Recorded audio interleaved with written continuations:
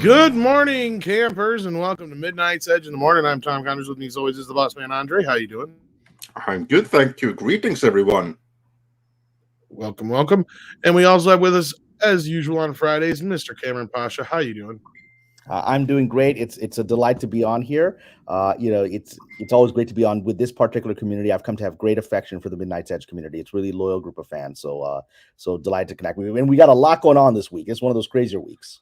Absolutely. And we got a couple super chats right off the bat.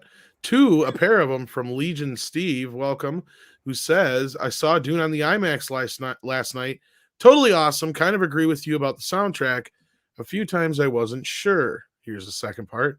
Says I was hearing a character screaming, metal tearing, or if it was noise, part of the score. Still really enjoyed the movie. Yeah, Legion, that's kind of the problem I had with it. I think Andre said similar things, even though he was a little bit nicer on the score. He still decided to make a whole video about it.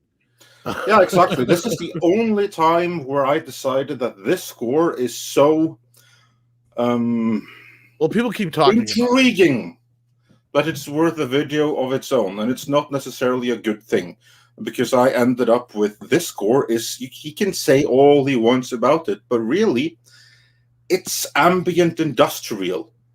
I mean, that's what Leibach used to do back in 1980s. Basically, go to a factory, record the noise, and you have the Dune score. Yeah, and for me, and I know this has been an issue for Tom, and we don't see this eye to eye on this, but that's okay. For me, that's fine. I never for once was taken out of the movie because of the score. I was actually pulled deeper into it because it just felt like I was really there. That's what makes that movie so amazing, is that it's such a strange world and you feel like you're actually there and this is a realistic future, which I don't think any version of Dune has accomplished until now. And I think that the unusualness of the score served that purpose. Yeah, I'm inclined to agree with that. Like, the whole movie had an otherworldly quality, and the score absolutely helped with that. But at the expense of moving the character arcs forward, because it didn't have like the usual leitmotifs and stuff like that. So I'm of two minds when it comes to it, and I think it was like a little bit too avant-garde myself. Well, I'm gonna go see it again. I loved it. I'm gonna go see it again with a friend tonight in IMAX. So yeah, nice. Yeah, and then oh, the lovely Aram says, hi gents, hello everyone, and sends in a diamond and a smiley face. Thank you so much. Come join us. We need lovely Frenchmen on this channel. Hopefully I did it justice, otherwise we're gonna have to have Andre say it again. Do it, just to make people happy. Yeah, no, that was pretty decent. All right, works for me.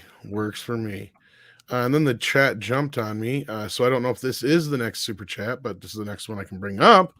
HyperGuyver2, who says, just finished the book for Dune, and now I'm left wondering who should play Count Fenrig, Fade Ralpha, and Alia. Andre, you just did a video about these things too, well, at least one of them anyway. Yeah, at least Count Fenring, because I didn't really have like any clear image, because if I do, I might get disappointed if they go with someone else. Some popular suggestions were what's his face from Game of Thrones for Count Fenring, and that was a really good one.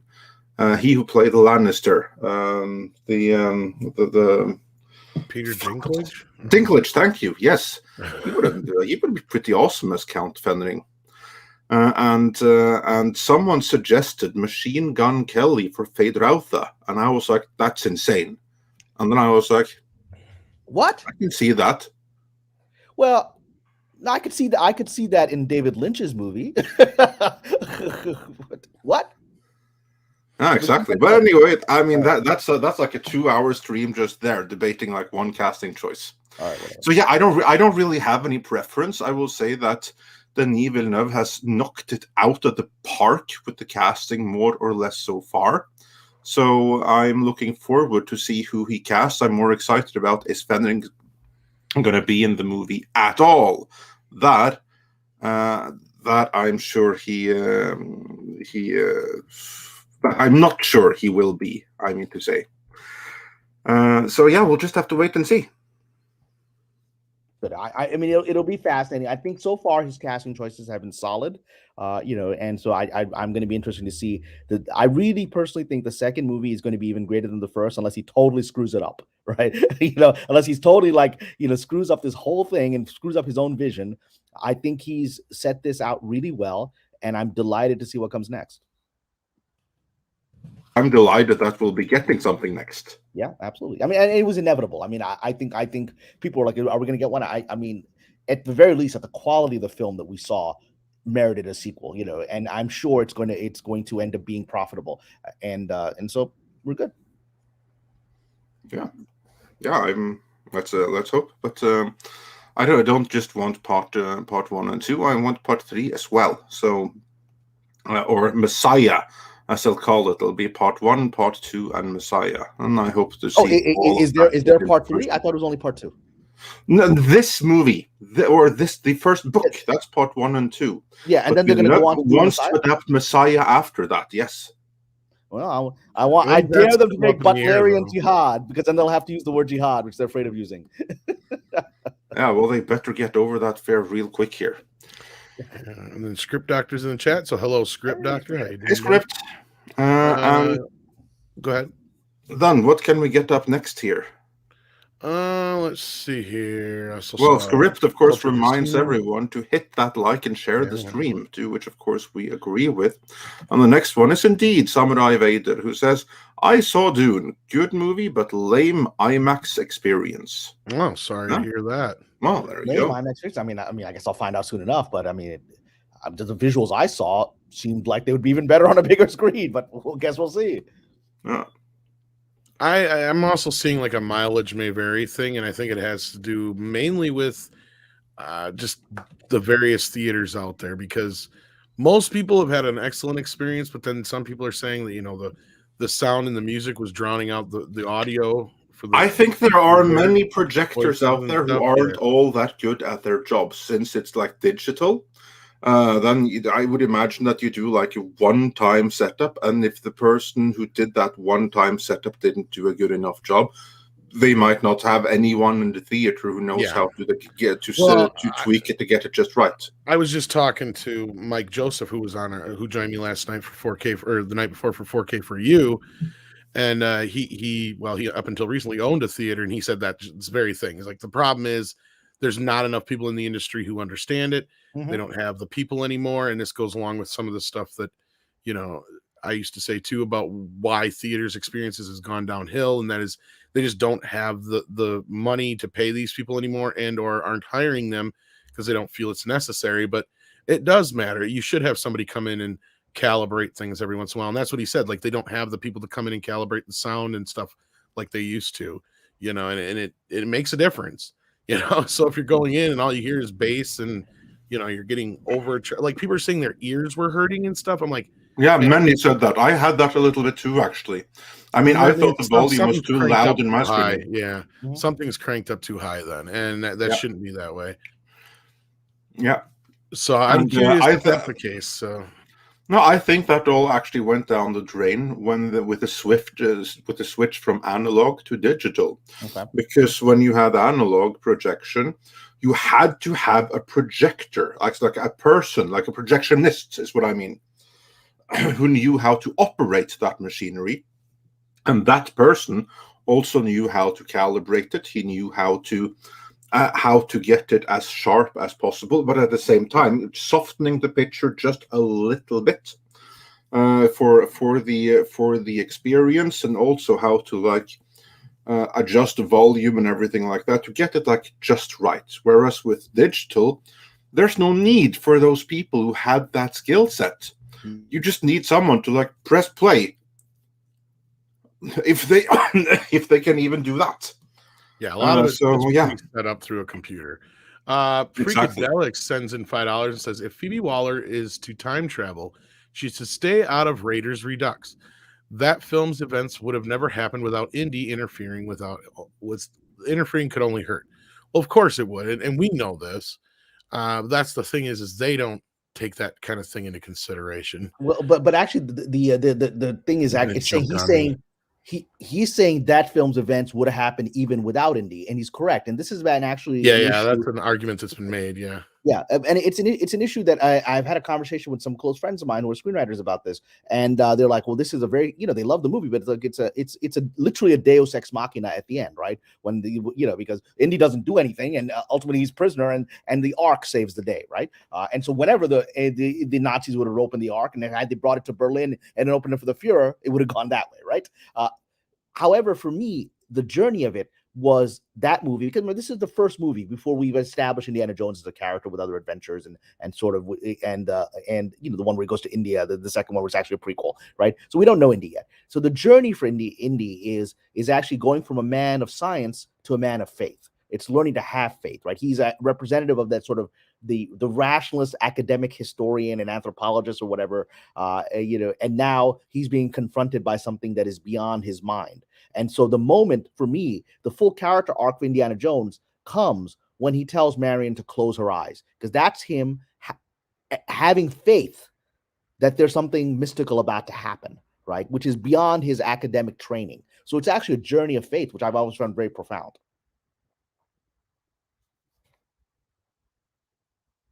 I still don't buy that whole thing, because he's the one who figured out they were digging in the wrong spot. So he's the one who discovered they would never found it. You're right. It's like I always hated that argument, because it's like, yeah, but it falls apart the moment you're like, but Indy was the one who found it in the first place. Yeah. So and they were digging in the wrong spot for how long? Eventually, maybe they would have stumbled across it, but that whole argument's kind of to me. Still a fun movie. So. Yeah, and then it jumped on me, Andre. So I don't know how many I missed in between there, but the next one I have here is from Hyperguyver 2. So I don't know. You'll have to go look, see if there was any in between there I may have missed. But while you're doing that, I'll read this one. Yeah, no, that's true. We haven't missed anything. That's okay. Good. It says, if part 2 is faithful as part 1, it will be the next Star Wars. Yeah, that's what I'm afraid of too, Hyperguyver. Is we're in a position now, because we've had this question a couple times. And the best answer we can give to it is Denny does not have the power and sway to possibly do anything he wants. And it would have helped if this movie had been bigger at the box office. I think the only thing in his favor right now is how well it did on HBO Max. What do you think, Andre and Cameron? Cameron, go first. Yeah, I think that it should. I personally believe it deserves to have done better, and I hope more people will go see it while it's in the theaters. It is a theatrical experience. I think it is a unique theatrical experience. So I'm not giving a hope that it's going to have legs. And and I'm glad. Look, I don't give a crap about HBO Max. I never watch it. I don't subscribe to it. I don't care about it. Right? But if that's what these guys, that's what they want, if, Warner's whatever wants to get people there, fine. I hope they got what they needed out of it. I think it will be faithful, because my instinct is that the execs trust his vision, because I do believe he accomplished something that is really impossible, which is he made this underlying story relatable to the average person. Because I went to see it with two people who had never read Dune, never read the books, never seen the original movies or the miniseries on Sci-Fi. They didn't know anything about it. They went in and they were blown away by it. And after the movie, I grilled them and I said, so tell me, what's happening here? And who are the Bene Gesserit? And why does Paul have these abilities? And what's happening with those visions and stuff like that? And they explained to me what was going on. Something that when I read the book, I'm like, what's going on? What's going on? What's happening here? And so they understood the mythology. And that's because of Denis Villeneuve's incredible genius in that screenplay of how to use exposition, when to use it, and how to let that story play out. So I think because he did the seemingly impossible, I would believe that regardless of whether the money could have been greater, I think he's going to be given a lot of creative leverage to continue doing that in the next movie and make it his, which I think will be good for everyone.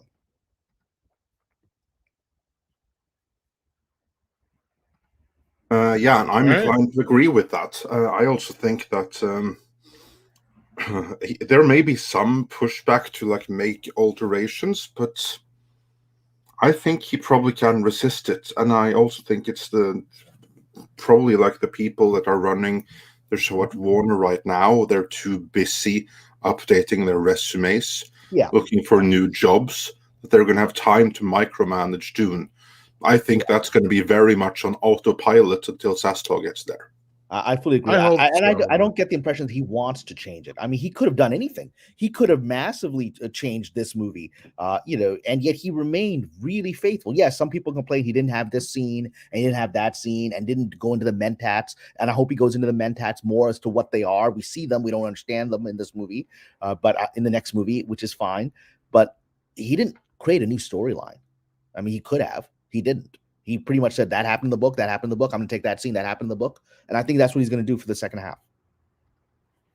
I hope so. I'm just saying, like, I can see this time around being a bit more studio interference if it comes down to it.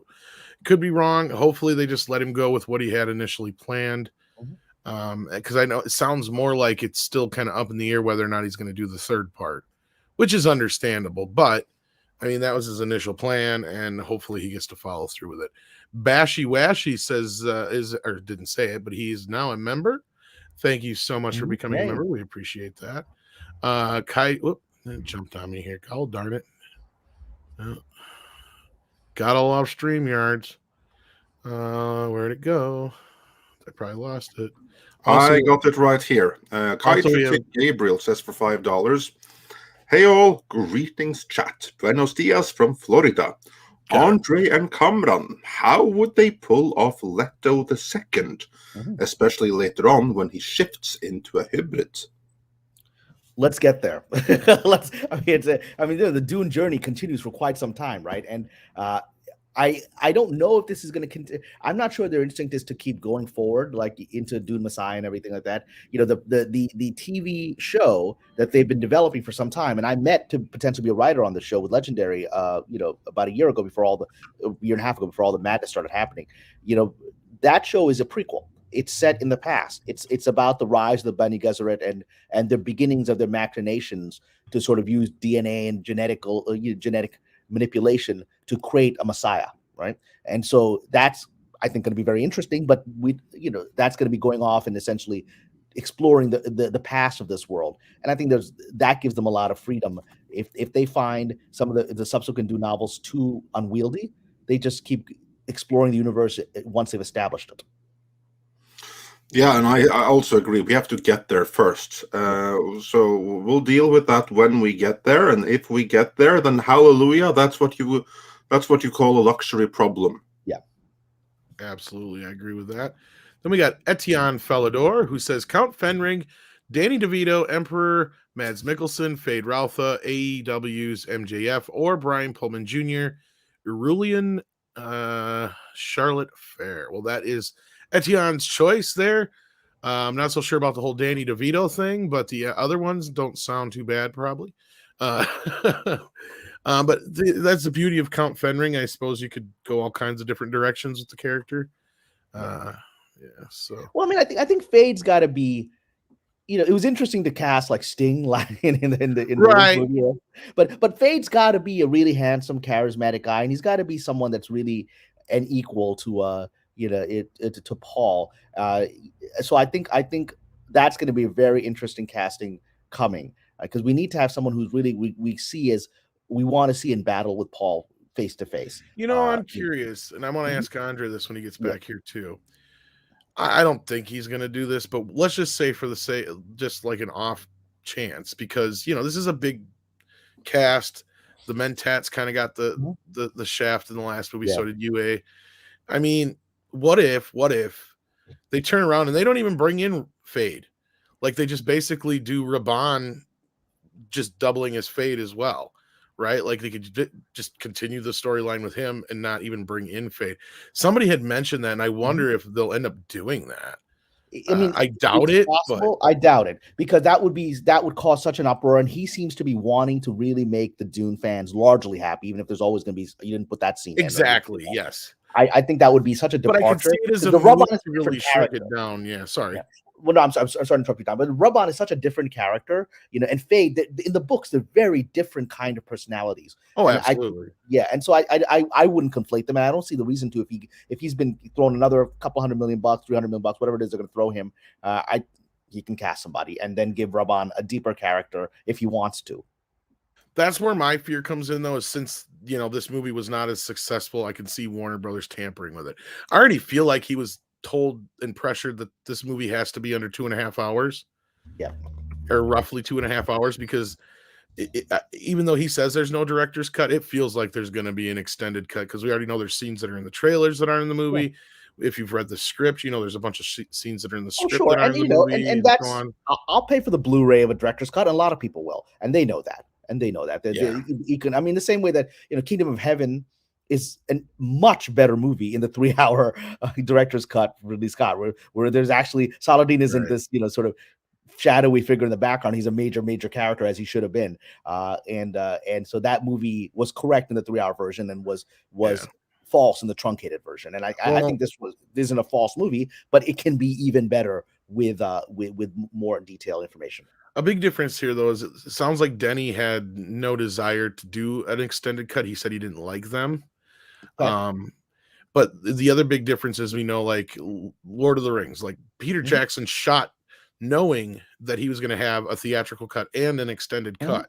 Yeah. In this case, I'm not so sure that Denny had that luxury, is what I'm trying to say. And I'm curious how much he'll be able to have free reign on the second one without having as much power as he possibly did on the first one. Because, I mean, let's be real, like, unless the numbers on HBO, that was what I was getting at, unless the numbers on HBO Max give him that freedom, that's the only thing I can see. Because box office wise, he's probably not going to get it. And I can see Warner Brothers interfering a little bit, and that's where things could come in and be like, well, why do we need a whole nother character here? Well, why do we need this? Well, why do we need that? That's what I see Warner Brothers getting involved in and trying to streamline the movie on it. Yeah, but I don't know who at Warner Brothers would do that, because there's it could be I don't know who's in charge, right? Whereas Legendary, the people, like I said, I've met at Legendary. It's a good company. Legendary is the partner on this, right? And I'm assuming Legendary is involved in the second movie. Yes.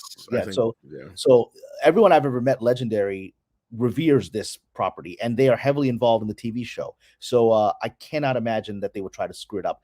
It's always possible in this town. There's a lot of morons. I don't think there are morons at Legendary, not the ones that I've met. Warner Brothers is just there's nobody at the helm. Nobody knows. I mean, no, there isn't. But studios are notorious for that, though. That's the thing, is everybody has something to say when something's a success or not. Yeah, but whoever that is going to be out the door in 3 weeks anyway. I mean, it's chaos. I've never seen anything like this. I mean, a lot of my favorite TV executives at Warner's are all gone. I don't know who's there in TV. Oh, I know it's been chaos for a while. Yeah, because again, I'm in the same boat. I had a couple inside sources that I'm not even sure if they work there anymore. So, Terrence Brown is also a member. Thank you for that. Here we go. Script says, Tom mentioned to me some time ago that there's a cutscene of a medallion scene that tells about the closing eye. Was that me? Maybe. Or is that Andre? Bam Brad 1970 says, just saw Dune 2 isn't filming until next fall now. That's news to me. I had not heard when they were supposed to start filming. I hadn't heard that either. But if I can't believe that, considering they're trying to have it out by 2023. Yeah, they've got a release date. 2022, I mean. Yeah, they have a release date. So, I mean, I'd love if you could put in the chat any link to any source you have on that. We'd happy. I don't know if it'll allow them to, but yeah, if not, maybe we can find that here. One of our mods can, send me the link in Twitter. That would be great. I mean, the only reason to do it would be to do what they're doing, perhaps on Indiana Jones, which is to rewrite the script, right? But I can't imagine they don't have a script, or at least an outline for what Denny plans to do. So. But it seems strange to me that that would put them under a really bad gun unless they move that date. And for them to announce a change of date, pushing it to 2024 or end of 2023 or whatever, 3 days after they announced the date very proudly, which is a big PR win for them, that this movie is successful enough that it warrants its sequel or its completion. It seems strange to me, but I'm not saying you're wrong. I just haven't heard it. Yeah, and then people are kind of arguing with me about the indie thing, and they say that they would have got the whole medallion, but didn't they follow him to her? Wasn't that kind of the whole thing? Yeah, there was that whole opening thing, and the guy puts his hand on the burning thing, or whatever. Yeah, that's my point. Is like they didn't know where she was at until he led him there. That's what I thought, because they went after the other guy, her dad. But anyway, it's been a little while since I've watched Raiders, but I'd have to remember. But yeah, if they had the whole thing, but I don't even think they would have got the medallion without Indy in the first place. That's my point. He was the one who knew where it was. They didn't. Yellow Flash 2 says Halloween Kills was great. I saw you saw it finally, Yellow Flash, and I'm glad you enjoyed it. I think like you saw it the way I did, and that was that it was paying homage to those horror movies from the 80s and stuff. And yeah, it's got some bad dialogue and the script ain't the greatest, but god damn it if it ain't fun. It was just fun. I know some people didn't enjoy it, but I sure did. Did you get to see it yet, Cameron? Yeah, I did. And I enjoyed it better than the first one, which I didn't like. My critique, and you and I have debated this. My critique remains that to me, it still isn't Michael Myers, because Michael Myers doesn't go around killing hundreds of people. Michael Myers in the first movie killed 3 people, right? And his fear is in that he's not Jason, which this movie made him. He's just killing people left and right. He is the boogeyman. He is this fearsome figure in the shadows, and it's the fear of him that drives the original movie. And I think that it was effectively captured in H2O, which to me is the closest to that original movie, that it's about suspense and it's about the fear of what is in the shadow rather than this guy just lopping off heads and putting things in people's eyes and stuff like that. But I totally get why they did what they did, and I understand what you've said about essentially going back to the original mythos, right? Because they added all these complicated mythos that's all gone now. But I just wanted, the scary guy in the shadow that we don't see kill a lot of people, but the fear of it is what drives it. No, I agree with you for most of the points, right? Like pound for pound, the to me the trilogy still is probably Halloween 2, and H2O. Like that for me is the better trilogy to this point until this one's finished. Mm-hmm. But seeing this one is like, okay, I get it. We're at this point where it's a choose your own adventure. I don't disagree about the movie before this about him being OP, like because that was one of my biggest gripes outside of the Doctor was that he's twisting people's heads, he's doing all this stuff, and it's like Jason does that, but Michael doesn't. Now this one, I felt they took him a little bit more back to form. Granted, I cannot argue about the body count. That's neither. I can't. There's just too many. He kills 12 people in the first 5 minutes of the movie. There's nothing to say about that. Like, I mean, But in this case, I felt like in this film they did pull back on that a little bit. I feel like the writers did at least listen to some of the gripes, because they also, that's what helped me enjoy this film, was they did address things I didn't like in the first movie. And at least, even though I kind of had to come up with that explanation myself, they at least acknowledged it. So it made it, at least a canon, or however you want to put it, to where it's like, okay, at least they acknowledge it, makes sense. It was the Doctor the whole time who was obsessed, not Michael. Michael's just going home. He's just getting, anybody who's in his way is going to get it. That's kind of the way this is. And basically, I got to think of it like, okay, it's like Halloween 1, but it's on a grander scale, right? And he's in this bigger path to home, and it's there's more people involved, more people getting in his way. And I gotcha. It has that, but like a lot of the chaos that was created in the film, I feel like is exactly what you're talking about. Like that's the fear of Michael Myers, is it took normal everyday people and they were even more insane and crazy than he is, because he's just a simple, he's just a shark, right? He just goes. Like, and he's going back to his lair. And that's what Carpenter took that original concept, and that's what they're running with here. But no, I got you. It's a little amped up. It's a little too much, and they should have found a way to make him more in the shadows. I do agree with you there. Yeah. Well, the other critique that we're now beginning to see, and again, this might be weirdo. They're always weirdos on the fringe, right, of the woke, whatever. But now the critique is coming that the movie is apparently homophobic to some people. Lord. Yeah, Don't because we got this happy gay couple in Michael's original house who it ends very badly for, right? But they're sort of like the victims of a bad man. So I don't know why that's homophobic. I got into this whole thing because here's the thing, and this started off some stupid website that I'd never heard of. I actually looked it up to try and find out if it was fake, because what it was doing was they took I don't even know if there was any real ones, but if there was any real ones that were bitching, there was a hell of a lot more that were making fun of them and joking. Because I actually went through all the tweets they were trying to use in this story idea, and they were all kidding. They were all joke tweets. Okay. So like they're taking this thing that people were kidding about and they're taking it way to the extreme. And yeah, it's just like Wild Rose said, he don't give a crap who you are, where you're from. If you're in his way, he's going to get you. And then it made it worse because the whole Chucky thing, because the people that are writing these articles don't get the joke, right? Like that's the thing. Like they're like, oh, Chucky's an ally, but Michael's a homophobe. It's like, are you kidding me? He killed gay people. He killed a black couple. He's equal opportunity, send you to your death guy. Pretty much. I mean, yeah, if anything, I'm surprised people didn't point out the fact that this is the most diverse kills in any movie. Like, really, if you think about it. Until we get to the upcoming Scream, which I saw the trailer for when I Lord. was watching, Dune with my friends. And, look, I'm going to watch this. I'm a big fan of the Scream franchise, and it looks fun. And I'm watching this, but I'm like, so basically he's just going to kill minority people, because it's just the original cast who are sort of like the mentors, and all these young people who are all black and brown, right? And it was just like, so basically the Scream guys are just going to kill all the brown people in the town. Okay.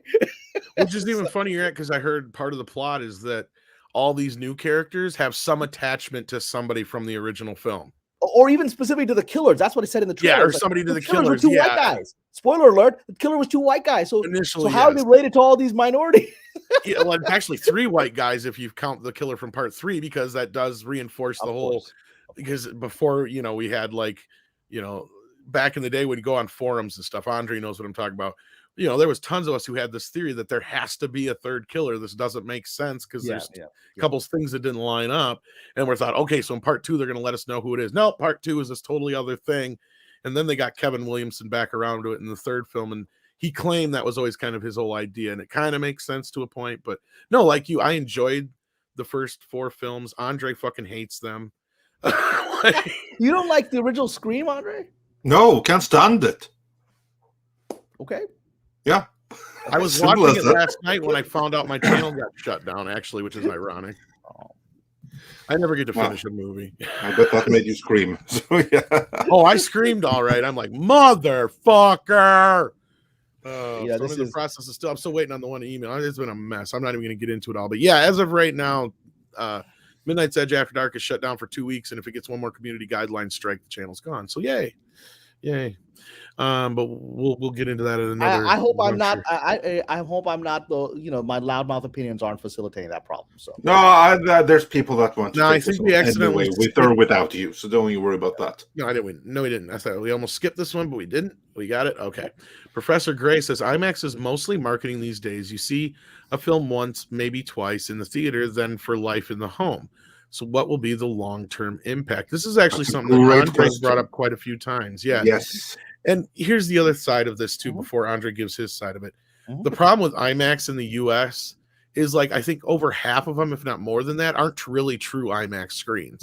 They claim they are, but they're more they're just bigger screens, but they're not IMAX level. Yeah, just like the one screen in Norway.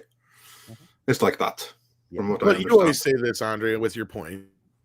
No, my point is basically just that. I think it's a big mistake to create a movie specific for a format that's only available in theaters, because we now know what they didn't know back in the 50s when they did like the super duper CinemaScope and everything like that.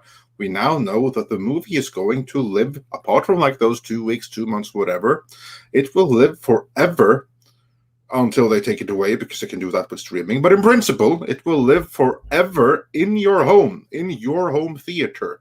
And so why on earth make something that is so reliant on a IMAX screen that you can never hope to replicate the experience in the privacy of your home, because that is where you will be enjoying the movie forever.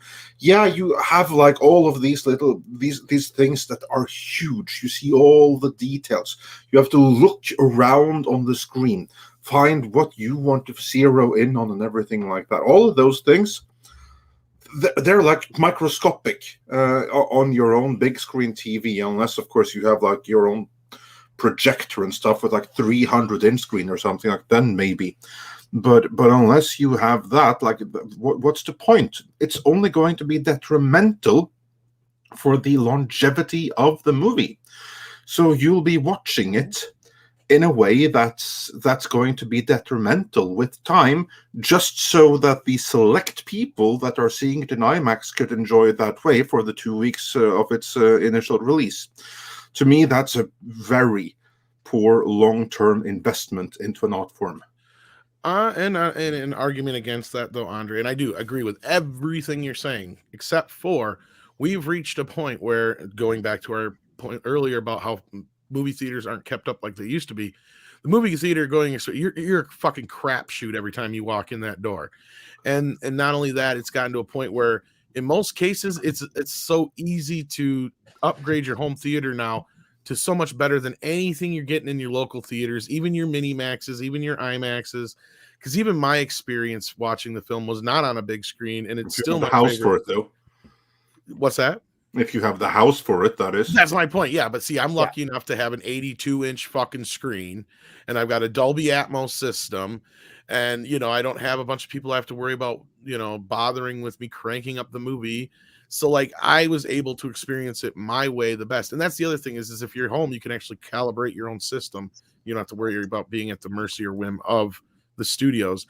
But I was just surprised that 4 million people roughly saw this at home that didn't go to the theater. And that's, a guesstimate of anywhere between 40 to 60, maybe more $1 million that were left on the table, which is crazy. And I bet a ton of those people even saw it on tablets. And that was what I was going to get to, actually. The problem we have here with this movie is there's a lot of people I know who watch it either on their laptops, their computers at home, on their fucking phones. Which is kind of sad. You can do that, and fine, it's supporting the finances of the movie, but you're just denying yourself the best possible experience of a film like this. Why watch it on a tablet or on your yes, you have 82-inch screen. It's nice. I still wanted to go see it in the theater. Oh, no, I do want to go see it. In fact, I'm trying to find a way to go see it in 3D because it has been released in 3D. Where's it in 3D? Just standard 3D, like Real D. Okay. Unfortunately, they didn't do an IMAX 3D version that I know of, which would have been nice. But I'm gonna try and see it again in at least see it in the theater experience, if not in IMAX in 3D. But because chances are it probably won't be released in 3D, so we'll see. Although Warner has been one of the few companies that still does it. So we'll see. But yeah, no, Professor Gay, that's a problem with a lot of movies. I remember Avatar suffered from that problem too, because even though at that time they did have, 3D TVs and stuff, and it did help sell some at the time, it wasn't the standard. Not everybody had that in their home, especially they didn't have some big screen and the home theater system. I think that's a big part of the reason why that movie left zero cultural. I think you're right. I think you're right, Andre. And unfortunately, and hopefully, this is not the case with Dune, but it could be the case with Dune. I don't think so. I don't think so, though, because I don't think that the IMAX experience is as tied to Dune as 3D was to Avatar. And because a base otherwise, so yeah. Exactly. But like remove the 3D from Avatar and you have like Avatar. So basically I mean I look, I saw Avatar once. I enjoyed it. I never saw it again. It had no impact on me whatsoever. And then that year I saw Piranha 3D like 5 times in the theater. I love it so. And so well, that's kind of why I like Halloween Kills, right? Like, I know it's not a great film. I know I love the badness of it in certain aspects. Like that, it just I just get. I get it. That's what I said, and I appreciate that it's better than the last one. Exactly. Okay? I appreciate, and I do appreciate that they brought back original actors and minor characters from the original Halloween, like the nurse and whatever. That was awesome. This memorable quick moment in the original movie that you don't forget, and you bring it back now. I think that's very respectful. I wish she would have been in a different scene. I don't understand why she was hanging out with the people from the other people. But well, that's the thing is the idea is nice. They brought back and the little kid that she was babysitting. But then that's not the story I would have written for any of those people. No. Right? I'm glad to see them back, but that's not the story I would have given them. You're right. I waited 40 years, 50 years to see them again. Yeah, I would have set it up to where those 3 were able to finally get their chance to overlive their fear from that night. Correct. I'd rather, instead of all these 50 people he kills and these random, mob here, I'd rather focus on people like that from the original who are haunted by him. I'd rather watch their journey dealing with it. Because you are right in that respect. Like, I don't see how this is it does go overboard in some spots. I'm not going to disagree with you, but I don't know if I missed any super chats in between here because it jumped on me.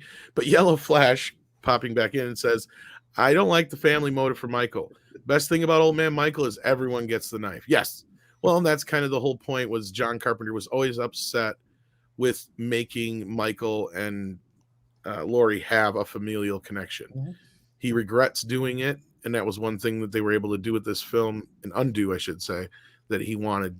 And and so they really do undo it here because it's like the whole thing's like Laurie's like he's coming for me, he's coming for me. No, and that's why I'm glad they had that coming scene where the doctor, where they're in the at the hospital, and the sheriff's like, no, it's because the doctor brought him there. He doesn't give a shit about you, Laurie. Yeah, and that's what I was trying to say in the first place. Like, there was one thing I really liked about that. That was kind of like this thing that she met Michael, and to him and to her, it defined her entire life. Yeah. Her entire existence from that point onwards was defined and forever altered by her encounter with Michael Myers. To Michael Myers, she's just like some random person that got away, and that's it. He forgot all about her. And he has no completion anxiety here, this whole thing. And that's what kind of made me pissy about that movie. And I just realized, this movie helped that, and even though the movie itself is still it is a popcorn B movie, horror movie. Yeah. It manages to do what it sets out to do for the most part. And I'm with you, Yellow Flash. I understand those who dislike it, but I had fun with it. So I didn't dislike it. It's better than the last one. But I, have because I love the original so much, and I really liked, and I liked the sequel, and I liked H2O. Like you, I think they're the real trilogy. I think one thing we can all agree on is the soundtrack kicks ass. Yeah, and I think I can also agree with Griffin, who says, so Michael Myers is my M. Bison from the 1994 Street Fighter. Yes, to him it was Tuesday. Exactly, yes. It was just another day, and I don't know if I missed any super chats in between there, Andre. But then the next we should get into the main story, because we've been wrapping off for 40 minutes anyway. Yes, we have, but you were dealing with your cough, so we're going to end on this one. As always, Steven sends a greetings super chat, and we appreciate it so much. Steven makes us all feel welcome, and we hope you do as well. On that note, Tom, Cameron, Wrenches, and chat. Thank you Indeed. so much. I would also like to say hail to everyone in the chat, because we didn't do so earlier. So hail Kamran. Everyone check out his site, check out his Patreon. Link for that is in the description. And 24-hour auto says, skipped me. Well, if you sent the super chat, we'll get to that right away. We didn't mean to, so let's find out. We'll get. I jumped on me one time there, so but we'll do yours then before we move into the next topic. Then, but we have a great crowd here. We have Natasha on wrenching duties as always, which is awesome. We have Mike Cat is here. Keck44 is here. Mr. Tickle Trunk is here. And he points out that 2/3 of you haven't hit that button. Mm-hmm. Yes, smash that button. I've hit the like button. Like Michael Myers smashes his victims, or at least knives them, or however you want to put it. I guess smashes means something else. Also, Red Tigress, Tom. Red Tigress is saying we missed her question in the chat. So did we? Yeah. Okay. We'll deal with those two then, and then we'll get into the. Well, I was gonna say whatever ones that were in between the Yellow Flash one are probably the ones that we missed. So. Yeah. Well, I'll run through those quickly. Well, actually, we got this one here. This is the 24-hour auto is right here on the screen, actually. Okay, brilliant. Do that then. He asked Cameron, thoughts on Dune's Moorish mockery via Fremen? Well, it's all right. I don't think it's Moorish mockery, and I think it's I think that Frank Herbert, was deeply actually aware of Middle Eastern culture, Middle Eastern history, and Islamic religion in the book, and in this movie, they are not mocked in my view. So I'm not sure where the mockery is coming from in this. They are essentially the freedom fighters of this world. And if we remain true to the story, it's going to get very dark, because that's the idea of a revolution. Once a revolution begins, those who become freedom fighters can become the villains of the story, right? Because that's what happens in a revolution. But I actually, as a Muslim, I've always loved Frank Herbert's real respect for the culture and the heritage of the religion, and how he brought into humanity's future.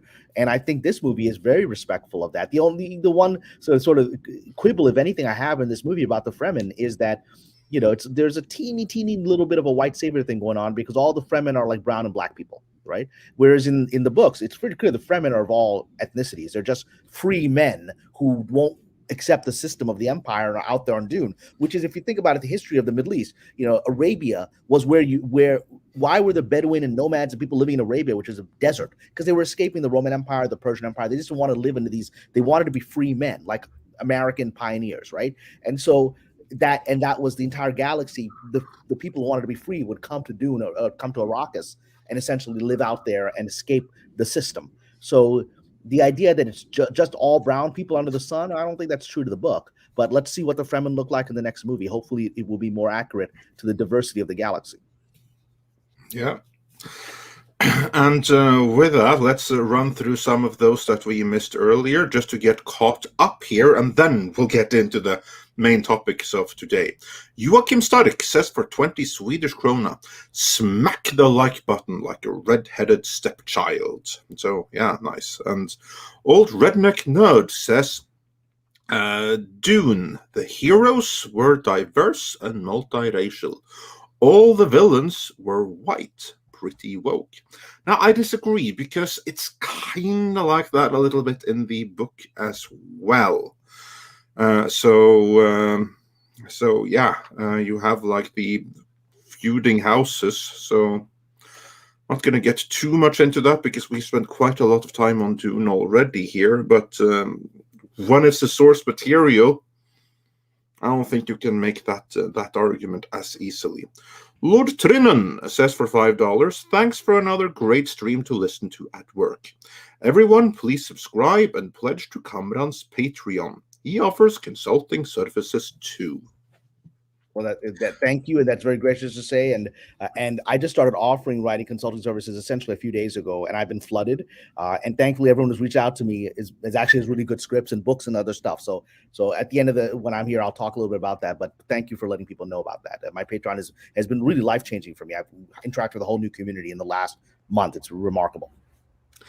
And then we got the question from Red Tigress, who said for $10, Kamran, Andre, I'll include Tom in there as well. What did you think of the end point? I kind of felt they should have ended a little later or a little sooner. Seemed to end in an odd middle spot. And I agree completely. It didn't end there in the script.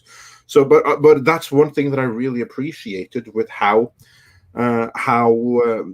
they adapted the Lord of the Rings movies, the original ones, because they made some changes. They put like this from that novel into this story specifically so that they could have a good ending point and a good separation between the movies. And of course, they completely botched that for the Hobbit trilogy. Sure. And this, I felt, I'm not going to say it was botched as badly as the Hobbit trilogy, but it wasn't the ending point that it could have been. I agree that it happened either too soon or too late. I mean, I agree that you could have gone further into the book. The remarkable thing about this is that the people I watched it with didn't know where the story is going, and so they're like, wow, I want to find out what happens next. They seem very intrigued by it. The person I think who should be upset about it is this poor Zendaya, right? Because she got like 5 minutes of screen time. She just seen in dreams and visions for 2.5 hours and has like 4 lines of dialogue in this movie. Hopefully she's going to be a major character, but she should be if they follow the book in the next book, right? In the next movie. But I think she might be like, hey, wait a minute. What's going on here?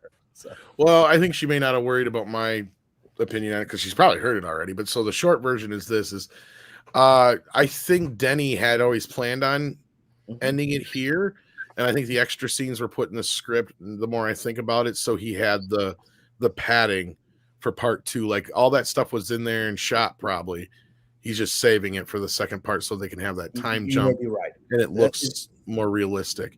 Yes, someone in the chat, I think it's Luffy is a god, great name. Yes, saying that he should that he should have ended it with when Paul first rides Sandworm, and I think that's a perfect place because that's a remarkable change from who he was in the past. Here you just see some random person riding a Sandworm. I get that, but I think I see what Denny's doing here. Like, you have so much shit that he threw at us in this movie, and I feel like that's where a lot of stuff was left on the table because some people were, saying, "Oh, this needs to be a little bit more explained," or they wish this was explained. I think we're going to get a little bit more of that in the second film. I think he's saving some of that, right? Like, because otherwise the second half of this story is a lot of action and a lot of other things thrown at you really, really quick. And I think if you left the movie on like him, like I think it would have left people with too many more questions if you would have gone too much farther. I could be wrong, but I kind of understand looking at the scenes that were still in the script where he left it off and what we have yet to do. I feel like he picked this spot for a reason. I could be wrong, but it just feels that way to me now after kind of looking over it again. It is a liminal moment. It is a change moment where he's now essentially joined the Fremen, right? And and his destiny awaits him as this sort of Mahdi Messiah figure, right? So yeah, I mean, it works at the end of the day. I mean, I didn't walk out of it. I just wanted to see more of the film, and my friends did the same. What I'll be interesting to see is how he deals with Paul's sister. We find out in this movie, spoiler alert, that his mom is pregnant, which is an important part of the book. But even in the book, the sister doesn't show up until near the end, and suddenly it's like, well, his sister is rapidly growing up and becoming a major character in like 2 chapters, right? And so we have a whole movie. I'd like to see that relationship develop. And also that's where you want the time jump. Like you want to like see the birth of the child and boom, time jump. That would be like perfect. You ask me. But just so everyone, you don't have to send like additional super chats to remind us that we missed your super chat or anything like that. We will get to every single super chat in the end here. They may come a little bit out of order. They may come an hour or two after you sent them, but we'll get to every single one in the end, and we always do. We never leave a super chat behind. Yeah, and here's a couple we can grab real quick. Thank you for these. William Barr, who says, how is the clown that is current day James Cameron going to make 18 Avatar films? Well, let's see if we can get part 2 out first. Even though I think he supposedly filmed like 2 or 3 of them at once, that portion of the process seems to have gone very well for him. We'll see how the rest goes, because I'm more worried about what gimmick he's going to come up to try and sell these movies to people this time around. Smith Self says, sometimes a good experience with a bad movie is more entertaining. This is very true. Very, very true. Like I said, Piranha 3D. There you go. Great example. 5 times. Yeah. It's a bad movie. It embraces being a bad movie, and it is hilarious. I dragged friends of mine to see it in the theater. I'm sure I'm sure you took friends to see it and stuff like that. Yeah. And then there was a couple more in there, Andre. I don't know if you wanted to grab any more real quick. Yeah, I can grab them. We'll go through them and we'll get caught up before we get into the main stories here. Yeah, because there's a lot to talk about, and there is, and we have to get started before we lose you here. Troy Pacelli says for $5, say Tom, I've caught some of your 4K vids. Any thoughts about doing a series of home cinema how-to vids? Like how to calibrate, for example. He didn't say that. I'm just adding that. I would love how to calibrate. I would have to have a lot more facility and finances to be able to do stuff like that, to be able to show different kinds and facilitate that for different people and the kind of thing. I mean, I would love to. There's plenty of videos already out there. Like if you have a specific model that you can go to that people will kind of help you to, but that's not a bad idea. And in fact, if anything, Valiant might be the better man for that, because he probably has the more equipment to go through than I do, because usually when I move my new equipment in, I get rid of a lot of my older stuff. But you never know, that could be a possibility, but we always take questions and answer them as best we can, and Valiant is generally the techie guy. But no, that's not a horrible idea, but I'll see about that. 4K for you just got started, though. I got to try and do one thing at a time, as Andre tries to remind me. Yeah, exactly. And then Mr. Tickle Trunk says for $5 Canadian, I think bells and whistles won't bring people to theaters. Go back to enforcing the rules and kick people out or tell them to be quiet. It's an experience. Yes, indeed. You're not wrong. You have to say the name. You have to say the name here. I will right after this. I say I agree with you, and I think that's why the premium theaters are on the uptick, because they are doing just that. They're making sure the experience is just as important as the movie. And we've got a super chat from Rod Thunderheart. And he says, Hail Andre, Tom, and Kamran. Spider-Man's MCU future is secure, according to Feige. But Kamran pointed out Chapek has Feige in his crosshairs. Shaky future. Rod, hold that thought. We are going to get talk about that in the next few minutes here. Yeah, a man whose own future is on shifting sands is not in any possession to talk about anything else. Yeah, exactly. And Naked Fame with a wonderful Beetlejuice icon says, "Read this super chat." Okay. I just did. Thank you for that, Naked Face. And John Wayne says for $9.99. John Wayne. The John Wayne. And Kamran, I hope that you will take this in the friendly spirit in which it appears to be intended. Kamran, while I pray for your conversion to Christianity, I'll say you're my kind of Muslim. Love your take on things. Fascinating conversation with the Sufi master on Doomcock's channel. Okay, so first of all, thank you for that. Second of all, I've seen this super chat before. You've come on. This gentleman has given this super chat on other channels. I'm glad I'm of value to you. I just would suggest that, as fellow human beings, saying things like you pray for the conversion to your religion is just not socially graceful. It's just not a gracious thing to say. So I thank you that you appreciate me. I hope you just accept me for who I am, as I accept you for who you are. Yeah, I think he does. Kind of move. I think he does accept. It's more like we could use you on our team. I think it's more. Yeah, like I know, but even that's just yeah. It's not socially gracious. I'm not comes off like an SJW move. Yeah, and I don't look. I don't hide my religious beliefs, and sometimes that's offensive to people. However, I always say you don't need to believe this. And as a Sufi, I accept people. I believe God is everywhere. And so, guys, thank you again for the super chat. I've seen this super chat from you before, and you really want me to hear that message. I know you think that you're being very gracious. You can pray for me in your heart, but to say that is actually disrespectful, because I don't come to Jewish friends and say, I wish you'd become Muslim. I don't say that to Buddhist friends, and I don't say that to Christian friends. It's rude, and I ask that you please understand we're all human beings, and when you say that, that doesn't make your religion look good. If you want to make your religion look good, Jesus didn't act that way. He just led by example. So I'm going to say that, and then we'll move on from that. I know the intention was good, but there's a little bit of a not in good intention in the way you phrase that for the public, and you keep doing that on multiple channels. I respect that you like me, but your belief in that I'm on a false path, that you can have that belief. Many people in the chat do have that belief. Have the grace to not say it publicly like that. It's just rude. Yeah. And then we got, let's see, because now it jumped on me here. Then we got this one. Jaeger says for $5, Ben-Hur was 3.5 hours with an intermission, perhaps the greatest film of all time. Any chance we'll see a return to an intermission in films again? No. I wish, but no. I don't think so either. Because I can't remember who was the last one who would want, like Quentin Tarantino, I think, wanted one, and they threw a fucking fit. So no, they don't like those. Joel Rice says for €2. Yes, tuned in time. Hello, everyone, and hit the like. Yes, indeed.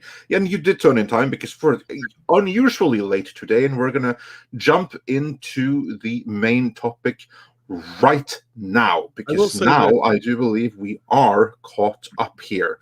Can I take an intermission to say this real quick, though? I should point out that it's not the theaters that don't want intermissions. They would probably love them. It's the studios that don't want them, because then they get less screenings in. So anyway, I just want to make that point. Sorry. Anyway, to the topic at hand, though, the Russos. Yes, the Russos. Actually, let's get into the Russos. And Tom, will you bring the story up? Let's see here. We have I had it in the wrong spot. Now I got it. Well, this isn't the first time the Russos have spoken out now against Kevin Feige. This is what, the second or third time? At least the second. But this but this is one of the worst ones. Yeah, well, they spoke out on the whole Scarlett Johansson thing, and then there was something else they had just said they had to fight for with Infinity War. And now they're talking about Endgame, I believe, if I'm not mistaken. So here we go. Endgame almost killed all 6 original Avengers. And it was funny, Andre, right after we finished our show last time when we brought this up, I had somebody contact me and tell me that this is very true, even though we already knew coming from the Russos, like they had said they heard the same damn thing.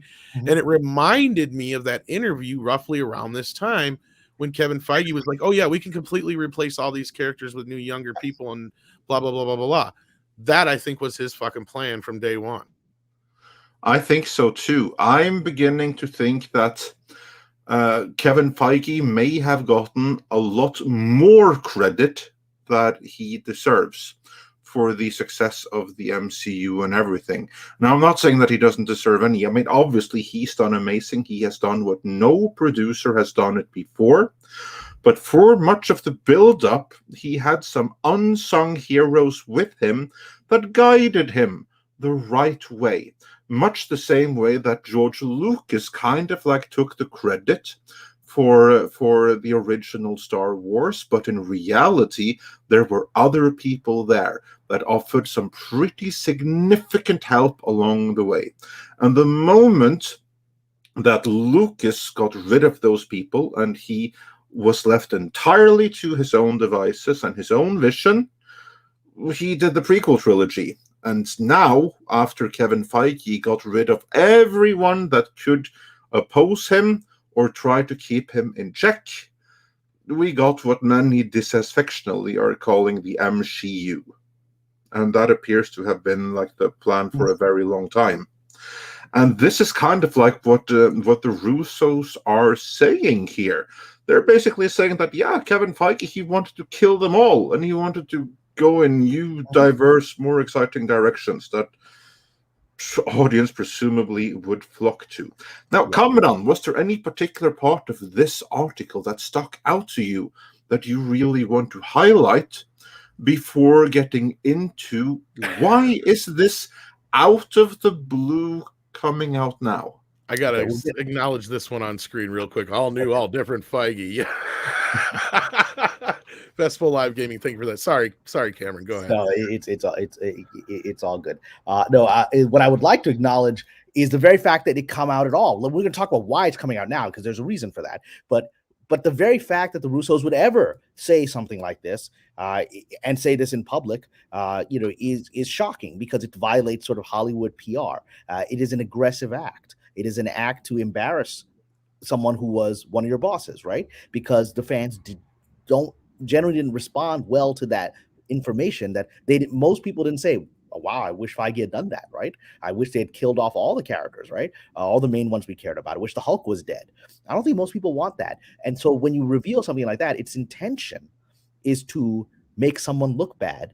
Because I get stupid notes all the time from producers and studio executives, and you just don't go in public in the media and say this person gave you a note that you know is going to outrage the audience when they hear about it. And we're going to talk about why that was done, because that to me is the most remarkable thing that this is being done in public.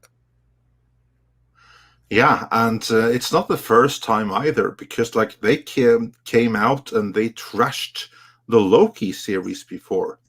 And this was shortly after the Scarlett Johansson lawsuit hit, where the Russos went out and they criticized the Loki series and their handling of the MCU and the implications for free will. And they didn't use those exact words, but they kind of implied that they retroactively destroyed the MCU. Yeah, and so now it leads us to why is this coming out, right? And so that's the bigger question here. And I wrote about this on my Patreon the moment I heard about this. And my opinion is that this is what we predicted, or what I predicted on Midnight's Edge, that Kevin Feige's time is up. Chapek has decided he wants this guy out. Feige led a foolish and poorly thought out rebellion against Bob Chapek, as we've talked about here. He likely told his friend Scarlett Johansson, I think you got screwed. I think you should sue for all of us. And then Scarlett Johansson figured out she wasn't going to win this lawsuit and this was damaging her career. And so she settled it, leaving Feige out in the dust alone with no one on the battlefield. And as I've said on this channel before, if you take a shot at the king, best not miss. And he missed, right? Feige missed by taking a shot at Chapek in the really embarrassing public fashion, right?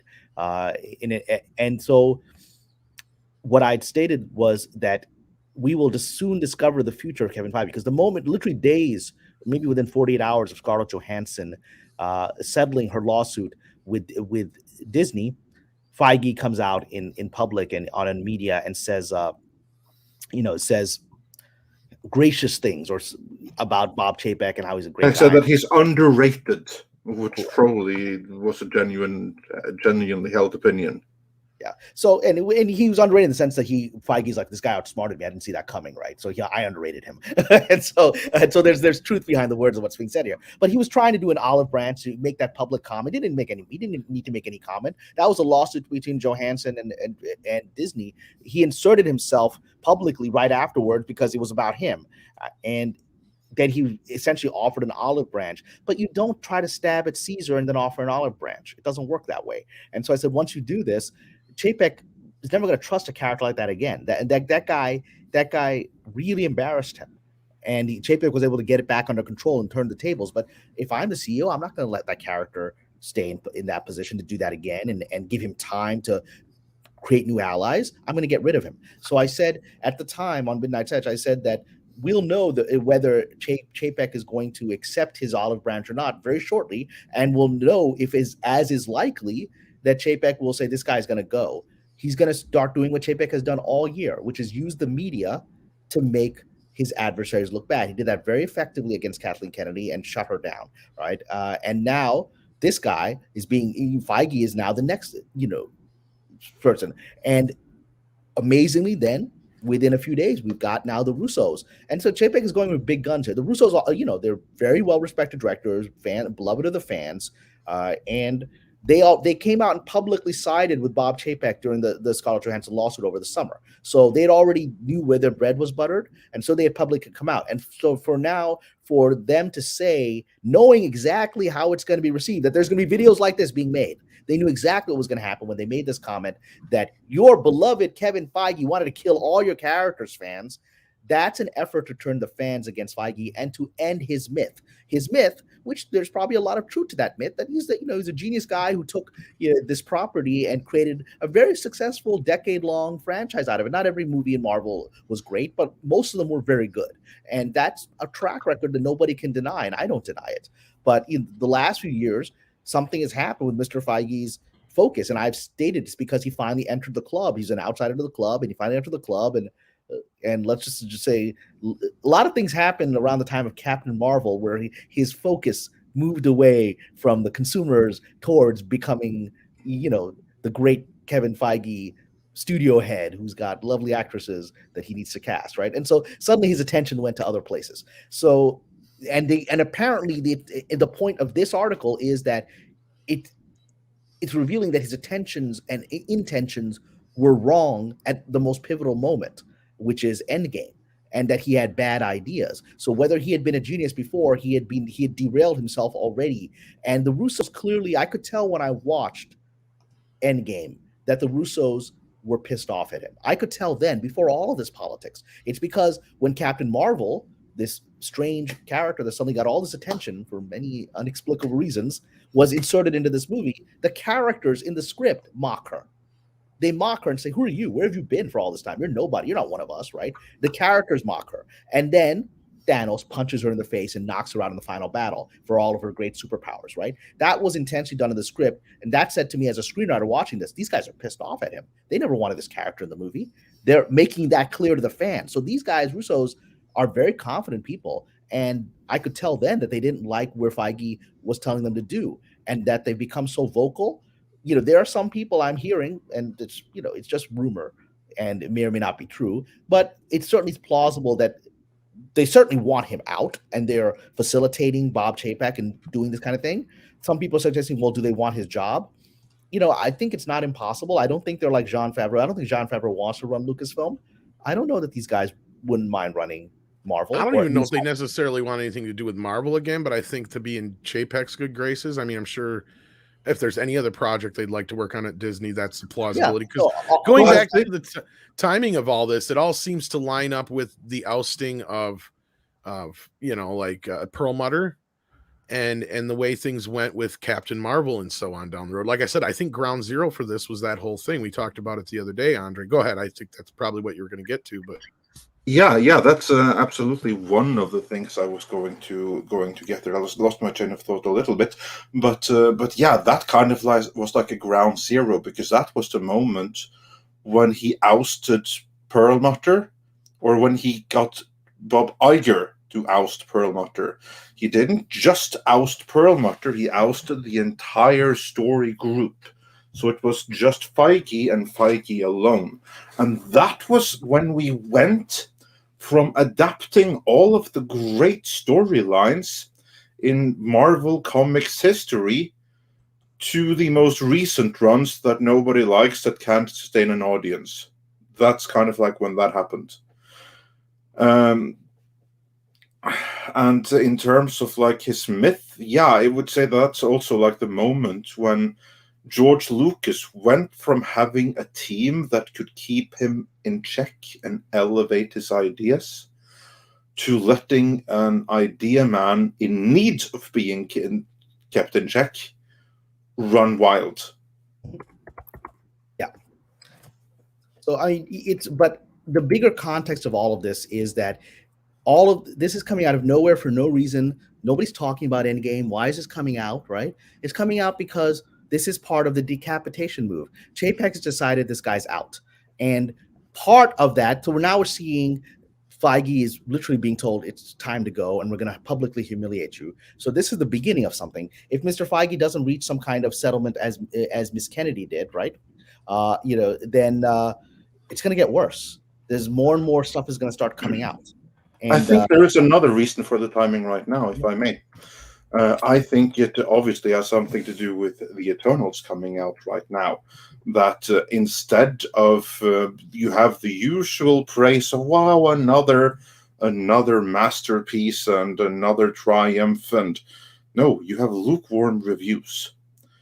And against the backdrop of lukewarm reviews, instead of like having articles saying about how the MCU is going from strength to strength, you have the directors of the biggest movies saying that Kevin Feige essentially wanted to ruin this whole thing.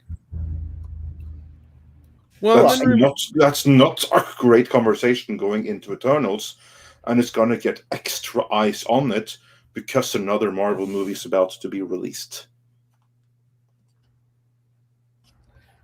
Well, I mean, it's the Eternals. I think what's already interesting is somebody sent me a message on Patreon, which is that already the reviews of the Eternals are not good. And I think Slate put out an article, which I haven't read yet, but they alerted me to it, saying that, this is a major disaster and, what's happening here. And oh my God, they call it a major disaster? I don't know if I don't want to misphrase it, but they apparently were very critical. I haven't read the article. This was just sent to me on Patreon today, saying that you should take a look at, I believe it was Slate, saying that Slate is very critical of this. And so they're like, what's happening here? And what is happening here is that the shackles are being lifted off the press. The press for the last several years has been told what to say, particularly about Disney films, and they keep to it, right? And so suddenly for them to come out and speak like this, it means, and again, I would suggest, because it's places like Slate and others that are not your typical Hollywood thing. That's how Bob Chapek works. He doesn't go to the trades unless it's the Hollywood Reporter, which is his ally amongst the trades. He doesn't go through the traditional things. He doesn't speak to Entertainment Weekly. He doesn't do that. What he does is he picks these random other media sources that affect the general populace, right? Slate and all these, and so if you're starting to hear negative reviews outside of the Hollywood bubble in prominent publications of the Eternals, I'm going to suggest it's because Chapek wants to take that movie down as part of getting rid of Feige. With the Eternals, I don't think is going to perform well, and I think Chapek wants to make sure it doesn't perform well so that he can get this thorn out of his side. It's fascinating to me how he keeps using the media, and Hollywood keeps falling for it because they're not seeing, they're so used to this controlled media bubble that they're not seeing where he strikes from. And not only that, I can see where it's tough for people to believe some of this stuff, but it wasn't the Russos who are the only ones who've spoken up lately. A little under the radar, but around the same time here in this last month, we've heard from two individuals who worked on one of Marvel's biggest blunders, being Thor: The Dark World. Yeah. In fact, the actual director, Alan Taylor, said they lost the will to direct after making that movie. And note, it's funny how Patty Jenkins is getting a Star Wars movie all of a sudden, yet she was out talking shit about why she would not make Thor: The Dark World recently. Yep. And all of a sudden the press is starting to press Kevin Feige a little bit about that film, and he's talking about himself also. some of the crap that went behind the scenes. And then you bring up, look at some of the other things we've talked about in the past, the whole Ant-Man situation, a little bit more benign, but we're starting to see a pattern here of, yes, granted, we know that Kevin Feige has been the steward of the Marvel universe, but as we start looking back on it, when he didn't have Kevin Feige, when he didn't have the Russos. You mean when he didn't have Ike Perlmutter? Or when he didn't have Ike Perlmutter, when he didn't have even Jon Favreau there, for instance, like certain other people involved, is when the shit starts to go wrong. And this can all go back, and it's kind of from Bob Iger's version anyway, we have his side of it, or the version that he's putting out there, and it all starts to line up with a lot of this stuff. So again, it does sound broad. It sounds like some 4D chess, but we're seeing evidence of a lot of the things you're talking about on a daily basis, Cameron. So it does make complete sense that I think Chapek is using certain people in positions to do exactly what you're saying, because he's starting to learn how to play the game. And he is not somebody that, like you've said before, has gone to all the Hollywood parties, has not rubbed elbows with a lot of the bigger people until recently, to where he's always been a parks guy, right? So his view into this world is completely different than somebody like Iger. And he would not know how to play this game until he got his feet wet. And I think now we're starting to see the results of that. I think you're right. Again, this is a lot of speculation and all these other things, but I've been right with all my speculation. I think it's I'll put it this way. I'll say the evidence is really starting to pile up. Yeah, and I'm also inclined to agree with that, because we don't have the clip here right now. We do have clips of you making this exact prediction of, like, here's what's going to happen. Either Chapek is going to do this, or he's going to do this, which means this, and which means this. And then you also say, I think this is far more likely. That's exactly what we're seeing right now. The attacks on Kevin Feige have started from the press. Yeah, and we've seen it on the other end too, just like with Chapek, where we've seen a lot of attacks on him as well. So, like, it's definitely, there's something going on, and it's hard to deny that as well. So I think you're mostly right there, Cameron. I think you're onto something. Yeah, I mean, it's because this is not, what we're seeing is not normal. This isn't normal behavior. This isn't normal media behavior. This isn't normal behavior of within, the power structure. People don't talk this kind of stuff in public. You notice Jon Favreau has never not once said a critical thing about Kathleen Kennedy. Not once, because that's the norm. Even if he is working to undermine her, and has been undermining her for quite some time, that's not how it's done. When it's being done in this fashion, and people and directors and others coming out and saying, they have this issue with Feige and that issue with Feige, that's because they smell blood in the water. That's because they think this guy's finished. And it actually makes me wonder what Feige's future will be at all in this industry. For it would be an amazing downfall if he leaves Marvel and nothing else happens. And that's kind of his epitaph, right? He's just like an independent producer that doesn't really do anything for the rest of his life. That would surprise me, though. Like that. They're all acting like this guy's never going to be a problem for them.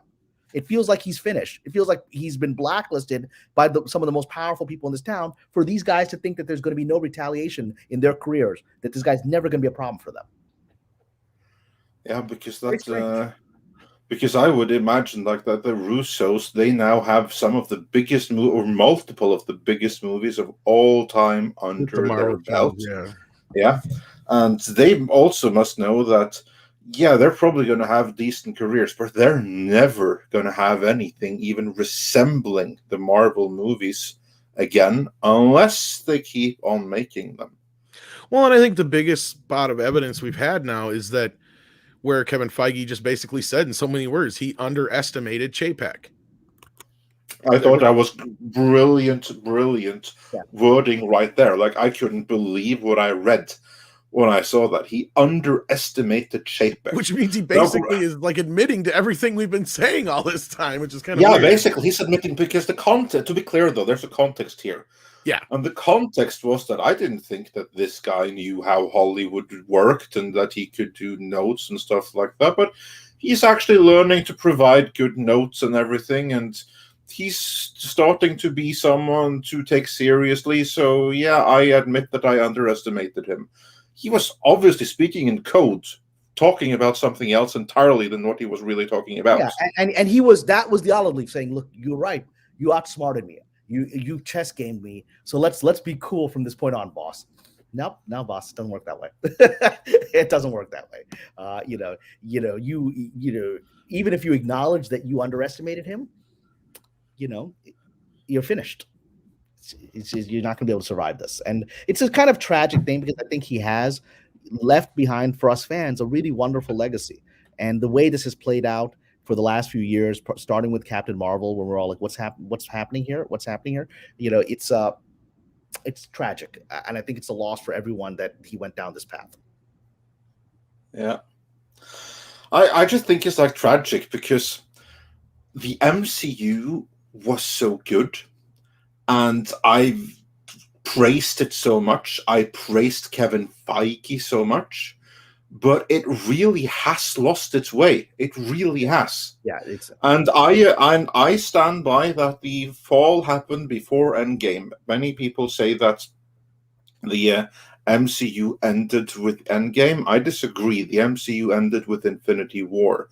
Endgame wasn't the end; it was the beginning of what came next. I mean, that set up like all the disasters to come were set up in Endgame. So Infinity War to me was like the perfect ending there. Yeah, seeing all the stuff now. I mean, let's hope that the Punisher series is coming and it's going to be good because what else is there to look forward to? Well, I don't know that if Feige had influence over Punisher, I think he's basically. He's lost. Probably killing vampires or something. Yeah, he's just lost the plot at this point. And again, that whole classic line for Spider-Man: you either die the hero, or live long enough to see yourself become the villain. It's a very true statement. And so now this guy's, all of his legacy is going to be tarnished by this, which is just sad. But I also want to reference he's not going to give up that easily. And I actually want to reference the other thing we want to talk about, which is that I believe Feige is trying to fight back, but he's out of bullets, so he's just throwing darts at this point. And the way he's fighting back is that people over the last few days were sending me this, "Oh my God, did you hear about this? There's a petition. The Disney Imagineers want to Bob Chapek fired." And then I looked into it, and it's a petition that was put out over a year ago, and everyone ignored it. Over a year ago, right? And when Chapek didn't have any power, he was just the theoretical head of Disney while Iger was still sitting in the throne. So then suddenly, out of nowhere, you're getting news articles about this. And suddenly now there's lots of people signing up for it. Where for a year, it's been a dead petition. Why would this suddenly be in the press out of nowhere 1 year later? It's because someone called someone at the media and said, "You want to look at this petition, right? You should publicize this."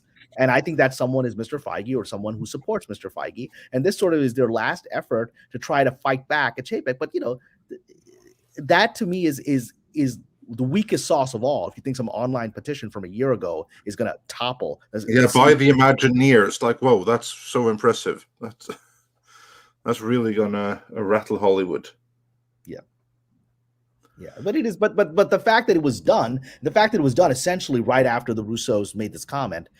I mean, none of these moves are so obvious, and people are like, "You're saying coincidence," and I'm like, man, I mean, at some point, you're not a conspiracy theorist; you become a coincidence theorist. There's a lot of coincidences that seem to happen that seem to achieve an objective. Indeed.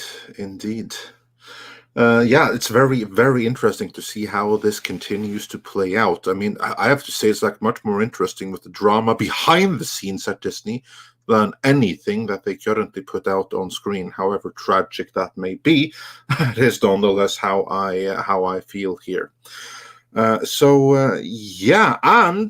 right on cue, we have another guest joining us, just as I was about to jump into Super Chats, but they can wait a little bit, for we have Lorena Creole. How are you? Hello. Look like we have more like Miss Black Widow. Absolutely. They did me dirty. You remind me, I got to find a costume yet for tonight. Damn it. Well, this is going to be my costume for Halloween out at Hollywood Studios at Disney. So that's going to be fun. Very cool. You're looking great. How you gentlemen doing today? Better now that you're here. Absolutely, because I'm never happy when it's just this testosterone. When a lovely lady like you comes, suddenly it all gets balanced. It all becomes, as Lorena knows, the moment one lovely woman enters the party with guys in tuxedo, and this lovely woman, and just one, she becomes the center of all attention, and the party becomes alive. Am I correct? And not only that, we crossed 2,000 viewers. How awesome is that? Exactly. So everyone smashed that so like, much. and now that when we have 2,000 viewers, that's amazing. So Lorena, how are you? And have you been following the discussion? I'm doing good. It's a Friday, which means things are not quite as hectic in lovely IT land in corporate America for right now. How many times today have you said, did you unplug it and plug it back in? Thankfully I don't have to do that. No, exactly. You don't have to do that in development. You don't have to do that. Like programmers, I was being facetious. People in a Scrum team, they know how to switch a computer on and off. They know how to unplug it and plug it back in. I just say, did you cut and paste that code? Did you really cut and paste that code? That's why it doesn't work now. Maybe. So that's the kind of thing. No, I haven't followed this article. I'm just now seeing it. However, it's interesting. I had my lunch table show earlier with Sil Abdul as my guest. Sil, who actually does work with Mikey Sutton, actually. Oh, okay. Oh, I found out. Cool. Yeah, absolutely. So we were actually talking about how when I saw Endgame, it was an understatement to say that I was not happy that Tony Stark was killed. I actually started screaming in the theater when that happened because I did not expect that to happen. And Tony Stark is my favorite character in the MCU. So to now see this article where I guess they were planning on actually killing off 6 of them. Yeah, all of them. All and then recast them with younger versions. That's still the plan. I mean, Mikey Sutton, I believe, has even spoken about, like, they plan to retire Mark Ruffalo's Hulk and bring in the younger Asian Hulk in accordance with the more recent comics. Whatever. I mean, you're left thinking that how could you be so brilliant in taking this franchise to where you took it to, and then just have your brain scrambled? And you just want to shoot yourself in the foot, by doing this. You basically say, those of you who have been with us for the long haul, okay, forget what you know. Forget what you know. We're going to go with these new people. Yep. It's a slap in the face to existing fans, but I guess they feel, with this whole push towards diversity and inclusion that we have to, we have to be young, we have to be new, we have to be hip, we have to do all this. But that's exactly it, Lorena. This is where the change happened, because Feige didn't think like that, or at least he certainly didn't let that become the dominant part of his work until around the time of Captain Marvel. And we see what happened since then. And that's the time when I think he essentially was entered into the club, which says garbage like this in their cocktail parties. They repeat this nonsense. And so this guy is trying to fit in and suddenly has some very lovely actresses who are surrounding him and give lots of influence on him. And, and now he's just like clinking glasses with these people saying this nonsense that they say. But he wasn't saying that for 10 years, and that's what made his product successful. Exactly. He was not. When these movies would come out, literally, like I say, I work in IT. Literally, when an MCU movie would come out, no one in the department was working. Literally, you had to schedule things around because we were all at the movie theater seeing this, because we could see what we'd read for years in the comics show up on screen, and we didn't really feel, insulted. But now that, Feige's trying to get in the club, and that's where that changeover happened, now it's forgetting the people that got you to where you are. And it's beyond insulting. And the fact that, again, the Russos, a very profitable team of filmmakers who the industry respects, are calling him out for this. They really dislike him. Really dislike him. For them to do that is, man, I'm going to mess you up publicly. There's no reason to have had this. There's no reason to reveal this. This is the private internal conversations. It is a violation of the trust of the club that you do this, right? So you got to really dislike someone to do that, or you are being told to do that by someone whose mentorship you need, who's sponsorship like a Bob Chapek, right? And it's worth the risk, right? Because as Yes. you know, Cameron, you don't go around trashing other people in the club unless there's a huge payoff in it for you. Yeah, like yeah, somebody's about to go down and you have to pick sides very quickly, and they're gonna the action look out for is you. the action of someone. The action is the action of people that do not believe Kevin Feige will ever be a threat to them, right? I've done that once. When a particular person in the industry that I worked with, that I despised, I viscerally despised, was brought down and publicly humiliated for their karma and for the things that they had done. I went on a Twitter tirade and revealed some of the things they had done to me and the environment that I had experienced, right? And it shook up people, in the industry who were watching. They're like, this guy's going after this person, right? I was like, yeah. And they're like, because I don't believe this person's ever going to be a factor in Hollywood again. I think they're finished. And I think people need to know why they need to remain finished, right? And that was the only time I've ever done that, because it was someone that really was maniacally dangerous to the industry, right? And needed to be brought down. And so that's the only time I did it, because I was like, I know they're done, and I know nothing's going to happen to me after this. Right. That's exactly the thing. That's one of the bigger takeaways from this, is that they must feel safe doing this. And normally you wouldn't think that you would feel safe going up against the biggest producer of all time. And I would argue that he is, just based on the box fixes accumulated from his movies. Because he is, as far as we know, still the head of Marvel Studios. He's may be that for a very long time to come. That is, at least is what people are going to take for granted. The Russos were nothing before they started working for him and doing the Marvel movies, and then they went straight to the greatest directors of all time, more or less. Certainly the most successful ones financially. I mean, that's pretty good from Community College, or just Community, or what it was, that series that they started out with. And you would think that that Feige would be the more powerful in that equation. But they're going up against him. So what do they know that we don't? That we're just surmising here, but that everyone else don't know. Yeah, and to do that, I mean, that they know he's finished, and they're helping facilitate that process. And they really dislike him. To do this is personal. They really dislike him. And I felt that in Endgame, and now we're seeing it come out. These guys are knives out for him, and they're not small timers now. Yeah, nope. I bet he didn't see that coming when he hired them. Yeah. Mm-mm. So, but whatever. I mean, that was also a situation where I felt where I had been hired by somebody who ended up being a disastrous human being, and someone who hurt a lot of people around me and hurt me as well. And that's when I was like, all right, yeah, you hired me on this job, and you made it one of the most miserable experiences of my life, right? So no, I don't have any problem publicly denouncing you, because you chose to go down this path. There was no reason to go down this path. And I think that's kind of the message that Russos are sending. You chose to be an idiot. You chose to ruin your own legacy, and the very characters that you created, we had to tell you, don't kill them.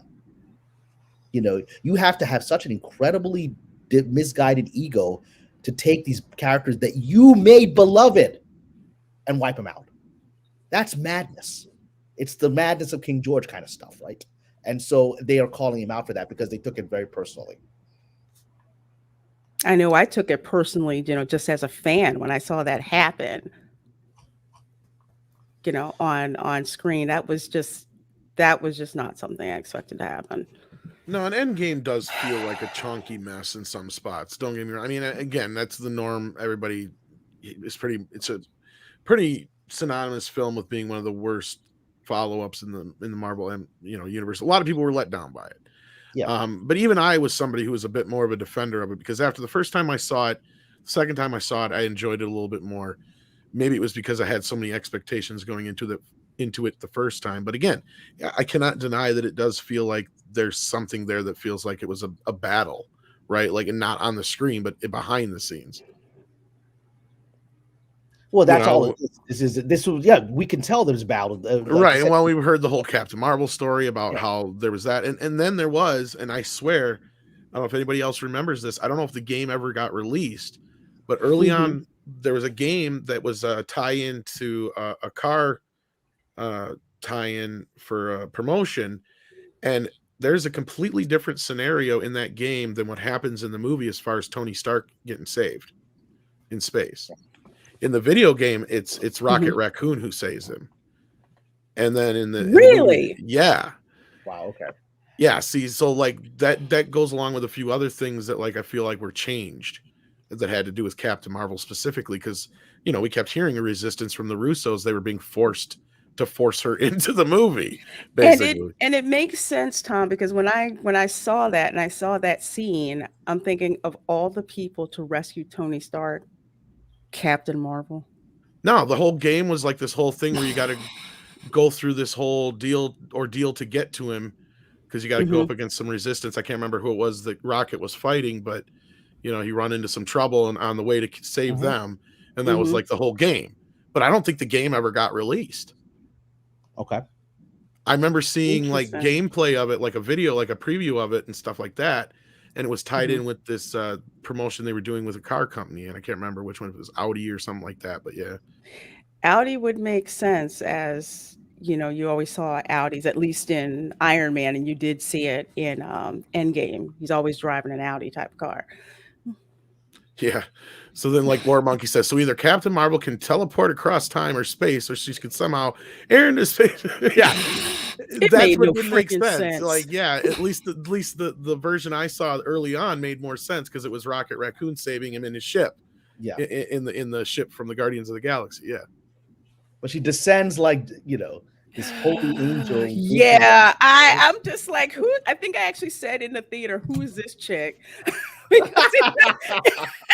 That's just how I do when I'm in the movie theater. And I wasn't the only one, because other people were like, who the heck is, and what?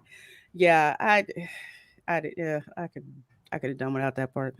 Well, and she's just kind of shoved in there, right? Like she doesn't really have a purpose. She doesn't fit. She's just like, shoehorned in certain places of the movie, where basically that took time away from one of the other characters that we knew from the previous movies. That would make sense. Yeah, and they tried to push her in there like, yeah, like she's like this. Like, who is?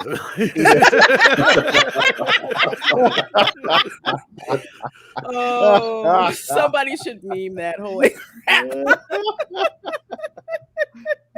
Like, I don't remember inviting her. Like, who's this?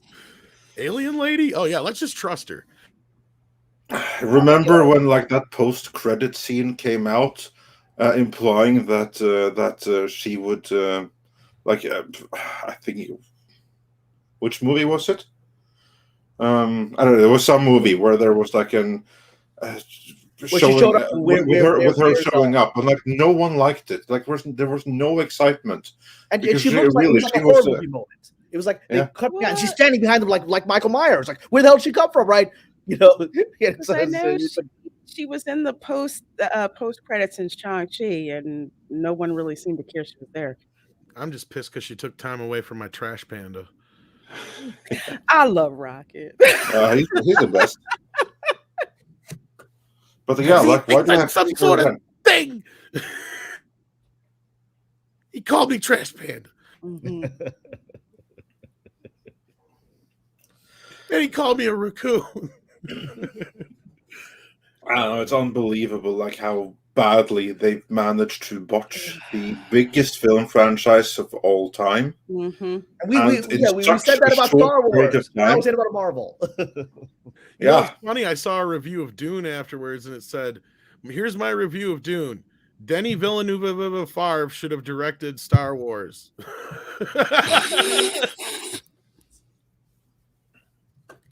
Yes, that's my name. You should have directed never Star say Wars. It right, so sorry. I would have much rather he did. Yeah, and because it would have been interesting. I think source material. He understands source material. He understands, and he understands fans. Positive male role models in the movie that I'm sure he got a lot of flack for. I mean, come on. Well, that's the amazing thing about Dune. is that it is what's remarkable is it's not woke. There's no woke. They didn't try to insert it in there. This is pretty much the world of Dune, of Frank Herbert's Dune, which is 20,000 years in the future, where we've essentially gone back to medieval culture with all this incredible technology, right? And we've gone back to male-female dynamics that are more reminiscent of a previous time, right? When you have harems and concubines and women controlling things behind the scenes while men take the public credit, right? So that's not a woke message. And that's definitely Dune. And there's no element of that. There's no element of effort of trying to, as far as I could tell, of trying to, hide that or make that more palatable to this current woke audience. No, and that's what sorry, Tom. No, you go ahead. I was going to say, and that's what I liked about Dune. Granted, I was kind of on the fence because, Denis Villeneuve, he directed the reboot of Blade Runner, and I like Ridley Scott's Blade Runner. That's my thing. Okay. I prefer, David Lynch's Dune. That's my preference. But I've read 3 of the books, Dune, Children of Dune, and Dune Messiah. I read those 3. So when I saw the movie, I felt like I was watching the books come to life on the movie. I didn't feel preached to. It didn't feel woke. I mean, yeah, they race swap Leah Keynes, but it wasn't. It had to be done. As simple as that. It was a studio mandate. It had to be done. It's like, if it wasn't her, it would have been someone. I would rather it not have been Paul. Now, the fact that they did it with Leah Keynes, I could deal with that. I'm like, and it wasn't distracting either. Exactly, it wasn't distracting. If I had never read the books or anything, it just didn't really change anything for me. But the story was written well, so much reverence given to the source material. I would say that they even came up with a better idea for getting across the power of the Bene Gesserit voice. That's what I liked in this. Yeah. How they did that. Yeah. Yeah, and it's effective, right? You can see that could have that hypnotic influence, and it's wonderful again to have just like the book, a hero who doesn't know how to do it, right? And he's still struggling with it, even at a pivotal moment when he and his mother's life are at stake. He can't do it right. Yeah, I agree that Denny probably would have understood how important Luke and Han were, right? Or even not just Luke and Han, but even Lando to a point as well, because that's what I loved about Dune is even though he was talking all his shit in the press and so was everybody else, you see the movie and it's like Paul is who he is because of, yes, first and foremost who his mother is, but not just that, because he has a loving, devoted father. Yep. Yes. And you have that great scene where he's like, no matter what, you'll still be my son. Mm-hmm. And then you have, Josh Brolin's character and of course Jason Momoa's character, who are two very different men, but they support him in different ways, right? And even though Yui isn't really shown much in the film, he also plays a role in his life too, right? Like, so he has a lot of important men in his life that showed him the way, right? Like, and it plays out in the movies because of all the training he's had and the attention to detail that has been, given to him by all the people around him, more specifically those 3 men in his life. Well, the moment that really touched me in this movie, that really touched me on an emotional level, was that scene when they're about to leave Caledon, right? And you've got Paul there with his father, the Duke, and Paul is expressing his young teenage angst, and maybe I'm not meant to be a leader. Maybe I don't want to be a leader. And what if I disappoint you? And then his father says to him, then you'll always be what I ever need you. You're just my son. That's all I ever need you to be. That's not a line I've heard in years in movies. That deep father-son bond. All I need you to be is my son. It made me think of my father, right? And I've been in a movie. The only time in movies I'm like watching Bond, I'm going, my dad and I used to bond over Bond. What the hell is this movie? Well, now I'm seeing a father-son dynamic. Well, that's where I said the one line missing from Man of Steel was Jonathan Kent telling his son, look, you don't have to be a Superman. Just be a good man. Right? Like that's the one message that was never really conveyed until BVS. And that's why I said that flashback scene, or that whatever the hell you want to call it, where they're sitting there talking about the farms and how his father thought he was a hero. And it turned out, they actually destroyed the farm down the way.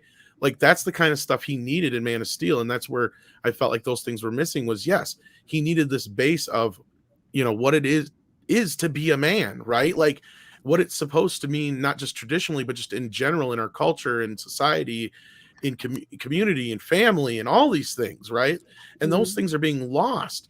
And I even sent Lorraine, I sent you ladies this website called Evie. Oh yeah. I'm familiar. And I saw that, and I'm like that article I read about about Harley Quinn and how it goes into it. Sure, it's written from a younger woman's point of view, and it's not the easiest read for a guy probably, but just the fact that they acknowledge that, men genuinely want to be the hero, right? Like that's the whole point, because the whole point of the article was men don't want to be with Harley Quinn, or they don't love her because she's a victim and because they want to abuse her. It's because they want to be the one to be the hero for her. They want to save her from that. They want to be. They want to be the protector, and even though she can do it on her own, that's part of the thing. Is like, yeah, exactly. Totally, go ahead. Totally, and this is what I had said on another stream. One of the reasons, and I was talking with her about this. One of the reasons that we liked He-Man and Masters of the Universe so much is you had men who were not ashamed to be men. Men who were protectors. And even as a little girl, that was attractive, because how many boys, even, maybe they pull their hair, and do stuff, like that to you. But in the end, they want to be the one to be the protector. And I'm tired of that role getting demonized so much. That's why it was so refreshing when you watch Dune and you have all of these men with different aspects who aren't afraid to show that they are men, from being scared out of their wits, but you know what? I have to protect my family. I have to protect my family. Allowed Paul to have that arc in this movie, because he went from his mother and everybody around him creating this bubble to then him being his mother's champion. They even fucking say, "Where's your champion?" And he steps up and he's there you go. He finally steps into the role of being the man. His father's gone. He is now taken the role of the protector of his mother. Even though she could handle herself. We know she could. Oh, yeah. But he is allowing her to take that step towards manhood. And I loved that whole bit, that whole scene. And even though I know some people didn't like Zendaya, I said, that's where she sold me in that scene. Because at first she's like, who the fuck you think you are? And then after he kicks ass, she's sliding off that rock. Like she's ready to give him some, right?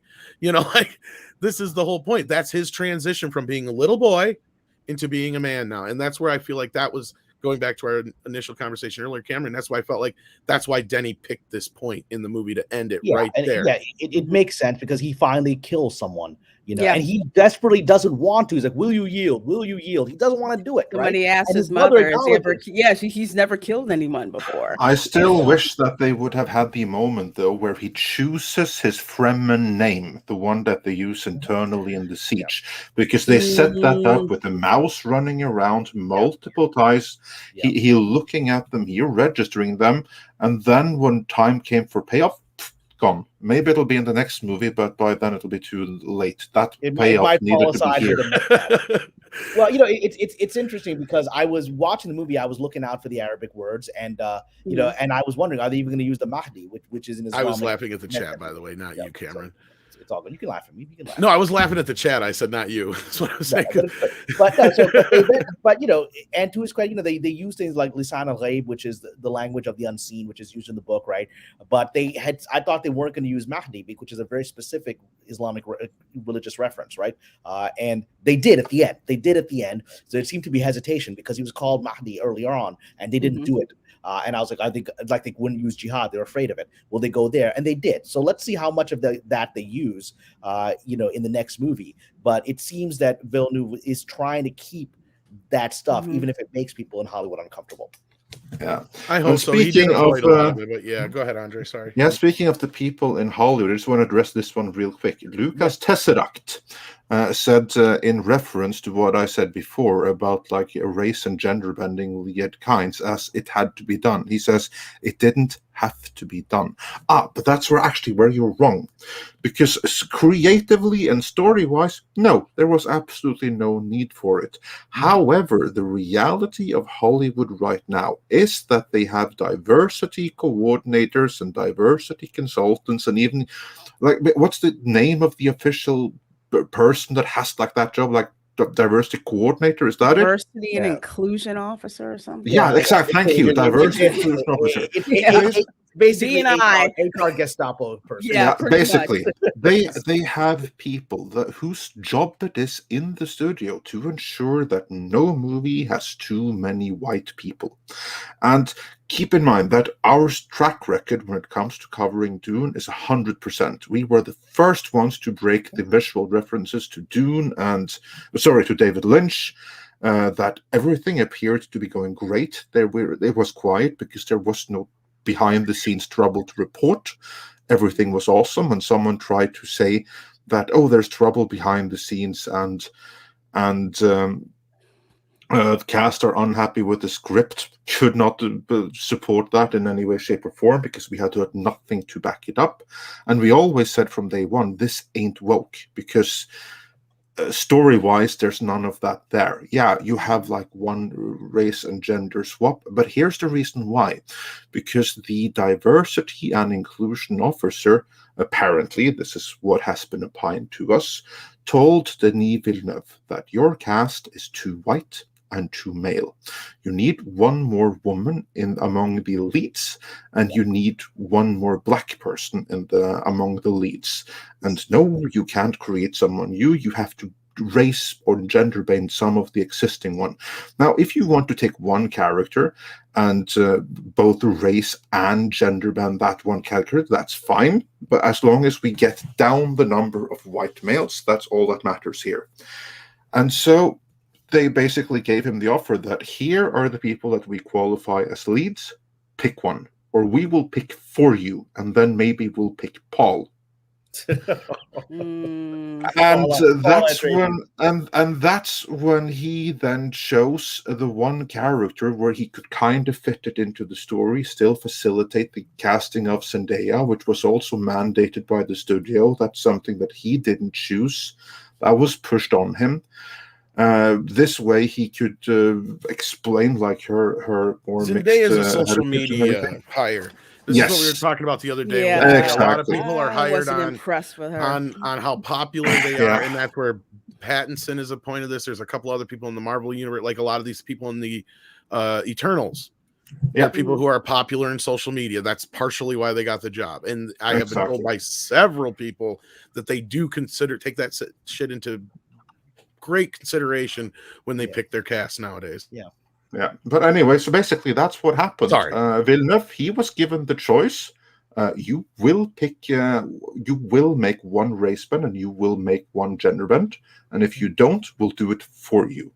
So that's why it had to be done. Villeneuve didn't have a choice in that matter. He could choose where it was done, and he chose Liet Kynes. And I think that once you are aware of that situation and who is defined as a lead, he made the right choice. Oh, also there was another stipulation: it can't be Harkonnen because they're the villains. It can't be a villainous character. It has to be like one of the. It has to be like one of the good guys. So those were stipulations that were given to Villeneuve. Yeah. Like Tony says here, it hurt Denny to compromise, but Andre is correct. It could have been worse. Yes. If they would have race swapped Paul, I would have been livid. Like, can we imagine him if they had that fairy godmother guy playing him or some shit? Oh, good God. Some people very high up in Warner apparently wanted that. They were like thinking, it's really problematic with this whole white savior thing. I mean, but if we can get around that, if we just make him black, and if we make him gay, then that would be even better. So then he could marry Fade. You know, Doritos did it. That's why, you know, and I see some comments in the chat about this movie was woke because all the villains were white. Well, I mean, we only see what Raban and you know his uncle, whatever, you know, and we see the Salvatore, but they're mostly just Paul and his family are white. So I don't know that they're all. I didn't notice that they were white or whatever. They're just the red shirts of the Empire, right? So I didn't notice that. You know, understand they're barely human at this point. It almost seems exactly, and also and that was also the thing in the book. And I do believe that the Corrinos were at least like in the prequel books, then the family that became the Corrinos, the butlers. I believe that they were black. Well, you know, but what it is that I understand the fandom wants things to be perfect from their point of view. It's remarkable that Denny got to make this movie that's essentially true to the original material, that doesn't make a political messaging and gender messaging that is unfaithful to the original material and is unpopular with the woke crowd today. You're dealing with a massive corporation with these HR departments and marketing people and PR weirdos and all this other stuff that you got to deal with, right? And so the fact that he got this out with like one race and gender spot and with a very good actress, I enjoyed her as Leah. I enjoyed her. She was good. She was good in the role, right? Yeah. And so I mean, she's good at it. And and we'll see what Zendaya does next movie. We'll see next movie what she does. Well, I've got Lorena here, though. I really want to jump to this real quick before we get back into Super Chats. Not to switch gears completely, but I don't know if y'all saw yesterday, Amber Heard. Aqualady. Aqualady. I was going to say, I shouldn't say her name. Aqualady. She, the protected one of whom we cannot speak, but she posted on Instagram yesterday. Yeah. Did she? Flashing her new hair for Aquaman. Here it is. Yeah. Interesting. Okay. Now this isn't why I brought this up. I don't care about this part. Okay. Take your attention over here. Notice there's only 2 comments. Where's the rest? Oh, dang. For someone who has something like how many millions of alleged followers she has? Oh, yeah. Only liked by comic book and it's liked by quite a few others, but notice there's no comments, but those there's 2 no comments. Oh my gosh, I cannot. She's so beloved. There's not a single negative comment out there in the world. Not one negative comment. What I think is even glaring is like these the only 2 positive comments they could find, and one of them is just there she is.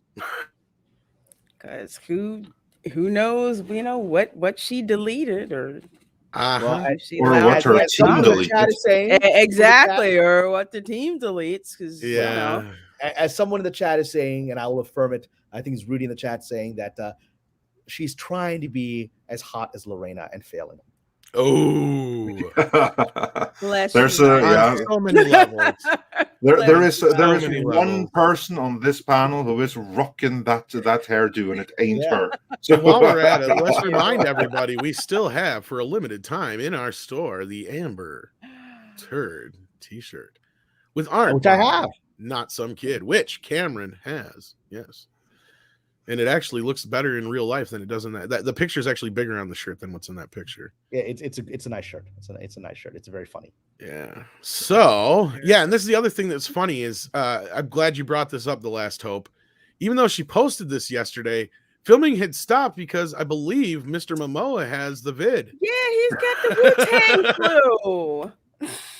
Yeah. Whoopsie. He got punched in the eye, and now he's got this thing, and whatever. I hope it wasn't his lazy eye. A lot of convenient shutdowns here. Remember, I've said this. I'm going to say this again. Another one of my prophecies. I'm going to say this again.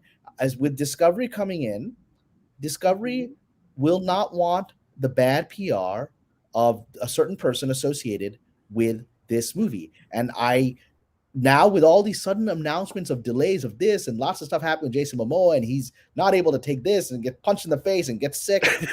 lots of stuff suggesting that maybe it's time to do a little bit of an Indy 5 type break, right? And I have a feeling that this movie will take a little bit of a break. Yeah, I wouldn't be surprised if it gets delayed. Edited out of the final version. Yeah. I think you're onto something there, Karen. I wouldn't be surprised if this movie gets delayed in the least. Yeah, and you got a certain trial of a certain person and her ex-husband is coming up this summer, and this movie would coincide with that. And that would be this last PR. And the winds have changed a little bit in that direction, haven't they? The winds are changing. Even the media a little bit.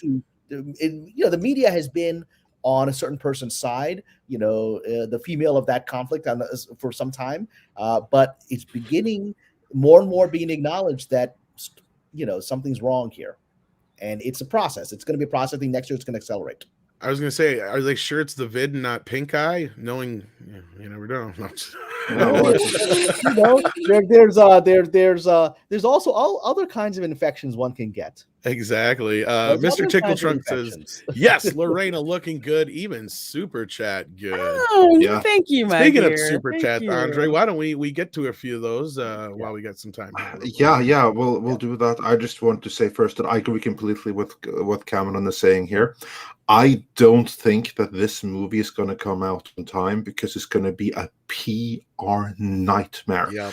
Just as that trial is going on, and if everything happening so far is anything to go by, that trial is not going to end well for her. I mean, I wouldn't even rule out the possibility that by the end of everything, it's not going to happen in that trial, but there may be other trials later that could end up with hard time for her. Not just for the obvious battery, but for the lying under court and trying to manipulate the courts. They generally don't take kindly to that. Well, this trial isn't looking good. This isn't the British trial, and what's amazing is how the judge has so far shown no patience. It's a female judge, has shown no patience whatsoever with a certain accuser, and it's on a legal side, it's piling up against her, and so the PR from that is going to be a disaster. Yeah, I don't think that they can release that movie with her in it. Of course, I hope so. We're going to sell so many Amber's Turd t-shirts. Well, again, it's that time. It's Christmas time, and who would rather not have anything more than a Amber's Turd t-shirt on Christmas morning? That would be amazing. It's fun for the kids. We're going to do prints of them signed by the artist. Like for us, it would be amazing if she was in the movie. But I don't think that Zaslaw and AT&T and Warner are going to see it quite that way. And I also think that they're going to be extremely cross with Walter Hamada for being her biggest offender inside of the studio and putting her in the movie. I think Mr. Hamada, shouldn't have gone to some of those parties with her and put him in a bit of a difficult position. We'll just leave it at that. But I just want to say one very amusing thing on this person's Instagram. Someone pointed out there is a very look at Jesus Davia. Thank you so much, $45. That's great. Yeah, that's awesome. Thank you. Jesus Davia sent like a super $45 super sticker. Wow. With a pumpkin and a thumbs up. So he evidently liked Jason Kills. But you were saying something about I said one of the on Instagram that let's say her adversaries have pointed out is one of the great cosmic ironies that God may have. One of her photographs of her selfie, taking a nice picture of herself, and they don't realize right behind her on the sidewalk there's a very large doggy turd. Oh shit! God made it happen. She tried to blame it on the dog. The whiff of that is gonna just stick with her forever, and it's so fun. And I'm so happy with that stream we did, where we were able to present the information to Lorena and to Mandy for the very first time that, oh yeah, it's not a rumor, it happened. And there are pictures, and you can watch them right now on the internet. Yeah. That was one of the funniest moments ever. I just want to again thank Jesus Davila for this very generous super chat. Thank you. Thank you. And I actually wanted to answer a chat. Sure. This is a random chat that flew by that I responded to the chat, but someone asked is if Mr. Hamada is brought down by these circumstances and certain things coming out, will that bode well for Ray Fisher? I found it. Read by Nature. He asks, if Hamada gets into hot water, do you think that bodes well for Ray Fisher? So, yeah, you nailed it. And my answer is no, because Mr. Fisher is finished. He's been blacklisted by his own actions. He's never going to work in this town ever again. And so he's just going to spend the rest of his life as a Twitter personality screaming about injustices. No, I think you're right, Cameron. I think Hamada's days are numbered as well. I think he's pretty much got one foot out the door already. Because as soon as Laszlo comes in, we're going to see a red wedding like you wouldn't believe.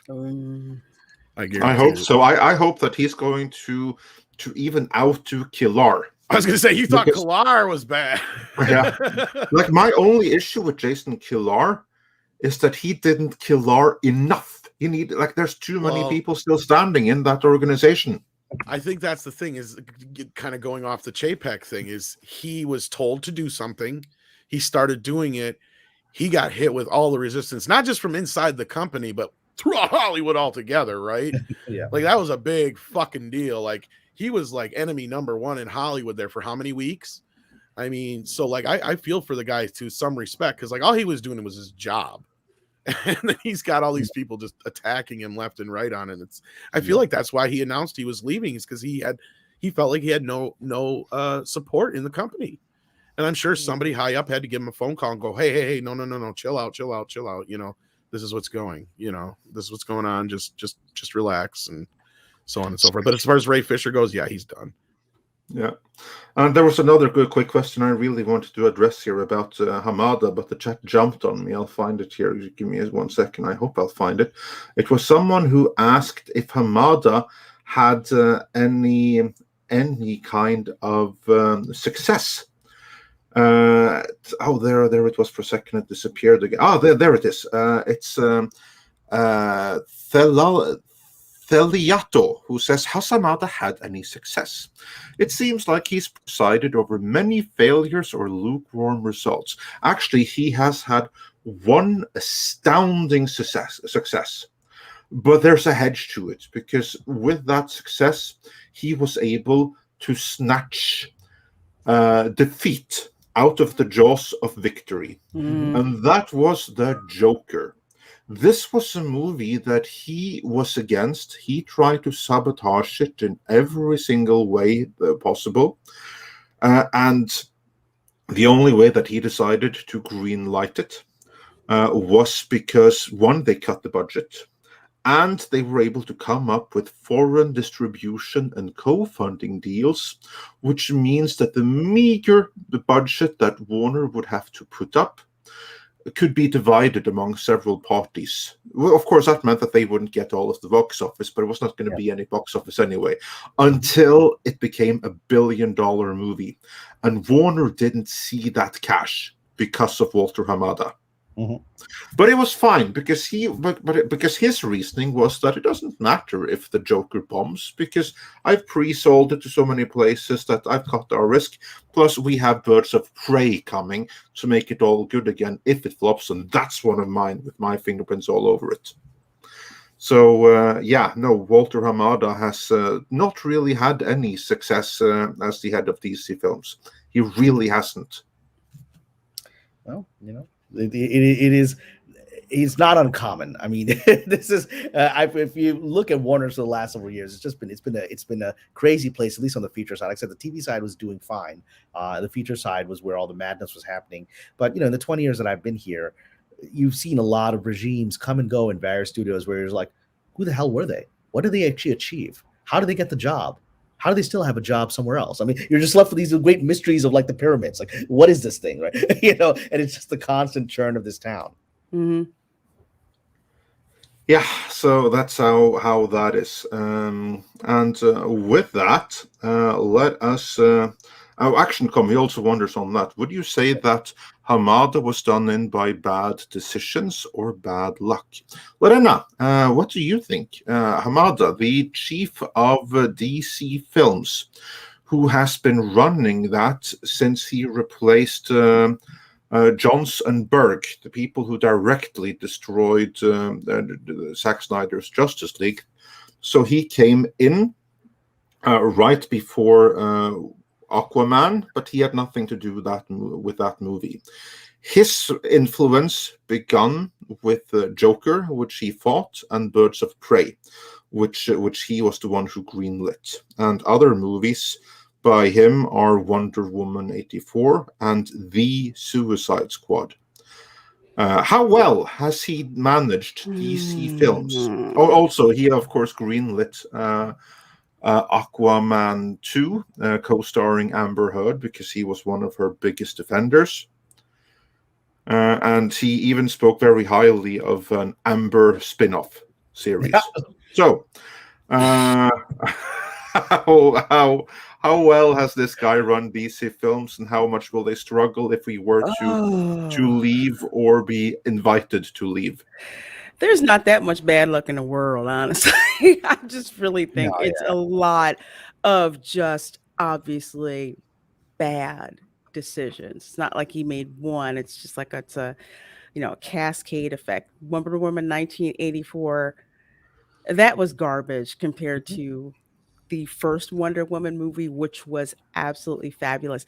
Birds of Prey sucked. I wanted to see Harley Quinn from Suicide Squad, not the Suicide Squad. I didn't really care for that. But Lorena, didn't you feel incredibly empowered by seeing a Harley Quinn that was so much against the male gaze? A Harley Quinn who was so feminist that she looked diseased and disgusting and everything like that. Was that not empowering? Because that's what they were going for. Not in those ugly ass outfits, no. I mean, my first experience with getting canceled on Twitter, or at least I wasn't thrown off Twitter, but let's just say I was besieged on Twitter, was when I made some comments when Birds of Prey was coming out, saying, why are they dressing these actresses in trash bags? Literally, like, these lovely actresses are all beautiful, beautiful women. Why do they look like homeless people, and why are they wearing like trash bags? Literally, like this like black gazy trash, like hefty bag costume. And I was inundated with thousands of responses from people with, let's just say, they have colored hair that is not as lovely as Lorena's colored hair. And it was, I was like, what is this? Literally, are you all mentally ill? And the answer is yes. Yes, because you cannot have anything that invites the male gaze. So, but it also invites the female gaze. And that's the thing, they don't like that, because they don't want that. They don't want to admit that women like to look at good-looking, well-dressed women as much as men do. They don't like that. They don't think that exists. Like me commenting about what her outfits look like, a whole bunch of other women like me said the same thing. And what do we get? Why are you self-hating? Why are you not, with the Fellowship of Women? It's like, no, I'm sorry. I don't like that. I like for women to look like women because I want to look like that. That's just what I like. I like Harley Quinn's outfit from Suicide Squad a heck of a lot better, and that sold like hotcakes. You couldn't even get your hands on that outfit at like Hot Topic or Spirit of Halloween or whatever. It was everywhere. The one in this Birds of Prey, no one wanted it, because they don't want to admit that women like to look good, not only for themselves, but they like to look good for that particular male gaze. But it's not PC to say that, So that's why they came after you, reeing and everything. But women like me, they just either ignore that we exist or they call us self-hating. And the thing that I learned in that incident, Lorena, was that I saw a lot of these sort of woke loudmouth types on Twitter with, they had 100,000, 200,000, 500,000 followers on Twitter. And they would all and some of them would attack me, and then they would post things on their Twitter feed about how we all, watch as Birds of Prey becomes, this biggest blockbuster and show this little guy. And I was like, and when it completely collapsed, I was like, so not one, they would have like 20,000 likes or whatever on their tweets. I was like, if any of the people who liked that tweet had just gone to watch the movie, it would have made a lot of money. So you guys obviously have no power at all. You're just talking. That's when I realized, I was like, this is all just empty talk. These guys aren't going to go see anything. Oh, totally. They don't care. It's just getting that clout out there in social media where they have, the right opinion, virtual signaling. I have the right opinion. None of these people are, I won't say none. I will say a minuscule amount of these people are actually going out and supporting this. But that doesn't matter. The message is what matters. The virtue signaling, is what matters. Yeah, indeed. I wish it wasn't so, but regrettably, that is what appears to be the case. And I would also say that Hamada is actually very disappointing, because he comes from a very good background, because he was one of the producers of the Conjuring cinematic universe, and as we've been, he was one of the he was one of the proteges of the what's his face, the director, the one who started the Conjuring and the Insidious, and now the guy who's doing Aquaman, right? Yeah, that one. James Wan, isn't it? James Wan, thank you. Yeah, no, it was because of James Wan that he got the job in the first place. So he was like one of the guys that helped James Wan out with the Conjuring universe. And as I've always pointed out, apart from the MCU, the Conjuring cinematic universe really is the only other viable cinematic universe that has just completely nailed it and knocked it out of the park. And let me talk about it, because we had an earlier somewhat uncomfortable conversation about religion, but let me make it comfortable now. I love the Conjuring movies, and I love the fact that they are passionately Catholic, passionately Christian, that they embrace faith, and they are set in another time, the 60s, 70s, and sometimes earlier of the prequel. I love the fact that they're so earnest about faith, and they just go with it, and they know their audience. They know the audience has this perspective, right? I, as a Muslim guy, I'm walking in, and I love this movie, and I love the battle between good and evil, the battle between God and the devil. That's very clearly done in this movie. There's no effort to hide what this is. They know their audience, and they know the mythology as the mythos that they're working with, right? And they embrace it. That's what makes those movies successful. Yeah. Matter of fact, I just saw The Conjuring 2, I want to say last week. Mm-hmm. And was there you go. floored about just how good they've kept us all together. So, freaked me out, but in a good way, because I like theirs. Well, did I ever share with you all the one time that I didn't meet him, but I saw the rise of James Wan before anybody else did? Did I ever share that story? Yeah, you did tell us once, but share it again. I'll share it here very quickly, which is an example of someone who has a destiny. So very early in my career, I was represented at a really, really lovely agency, Paradigm, and my agent there, I'd been working on a short film, and he suddenly dropped me an email and said, "Please come to my office right now. I need you to see something because you're working on a short film. I need you to see this." So I came to his office. I drove to Beverly Hills. I was like, "Why is he invited?" I'm sure I was coming. He brought me in, and he told me that 2 weeks before, he had been in Australia at a film festival, and someone had come up to him and said, "You got to meet these two guys, James Wan and and their partner, right, who have this script called Saw." And they're nobody, unknown wannabe filmmakers in Australia with no credits, right? But they have this great script. And he read the script. He's like, "This is incredible. This thing's going to make a lot of money," right? And so he said, "I would love to represent you. This is my agent. I'd love to represent you, James. And we can sell the script for probably a couple of $1 million. And this is a huge break for you." And James Wan said at the time, "So no, I don't want to sell the script. I want to direct it. I'm going to direct this." And he said, "Okay, you have no credits. Never done anything like this before. This script is a gold mine. Let's sell this one, and then you get to direct your next movie, which is your standard FU, how you get people off this track, right?" And he said, no. He said, "Give me 1 week. I will prove to you that I can direct this movie." And so he flew back to LA and forgot about it, thinking, this stupid kid, I'm offering him a chance of a lifetime. He doesn't want it, whatever. And a week later, and this is before this was digital downloads. He got a FedEx package with a DVD from Australia mailed to him at the office. He put it in, and this was James Wan having done a short film of Saw, of what his vision for it was. And it was essentially certain scenes from the movie where a guy waking up and he's got the thing on his face, and and the little puppet comes in on the tricycle, whatever. And it was all filmed in Wan's basement. And he said, "You have to look at this." It was a 10-minute short film, and it was utterly terrifying. It gripped me, and it was pretty much looked like what it would look like in the final movie that I saw. It was the same level of quality. And he's like, "Who the hell is this guy?" He said, "We're calling him today, and we're going to represent him." And I think he's still with Paradigm. He could be, all the biggest agencies have been chasing him for years, but he's still loyal and stays with them. But literally, I was watching. I was like, "Who the hell is this guy? This guy's going to be huge." And so I have the pleasure of being one of the very few people who saw that original short film before James Wan was even represented in the industry. Wow. Well, we do unfortunately have to let Lorena go. She has things she has to do. But on that that note, code won't copy itself. No, so you're going to have to make sure on that it doesn't. note, there's somebody else who's leaving something. This just came across the transom. Ice Cube has gone even more based. Really? He will no longer star in the movie Oh Hell No for Sony after declining a request to get the vaccine.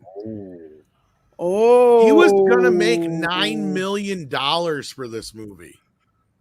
Dang. Well, let's be careful of using the V word, but yeah, wow. but yeah. Yeah, Ice Cube is gangster. Yeah. But I just with that shit. How influential do you think that's going to be? Him saying so loudly and clearly. How many people are going to listen to that and take that like he's not fucking doing Ice it? Cube. I'm not That doing it. is going to be huge because yes, it is freaking Ice Cube, one of the founders of the group NWA. Okay, no, culture-wise, that's huge. That's huge. Dude's leaving that much money to basically say you're not gonna tell me what to do. I got plenty. I don't need this. Bye. Oh, I'm sure that Fauci can counter it by sacrificing another dog or something. Ooh, careful there. you just yelled at me, Andre. All right, let me give you a Hollywood internal perspective. What Lorraine is saying is correct, but that's going to be the reaction of the general populace. Hollywood will continue to label everyone like Ice Cube and everyone else like that to be morons and villains and psychopaths and dangerous people who you should not listen to. And guess what? Since an increasing number of African Americans are taking that position, Hollywood's hidden racism is now up front. It's like, don't let that black person in the restaurant. Don't let them sit next to you. You don't want that infected black person, and so all their hidden racism is coming out, and they don't know how to stop it because on the value chain of virtue signaling, the V is much higher than pretending to care about black people. So that will trump. And then their face comes out. The true face is revealed. Thank you, Mr. Tickle Trunk. No.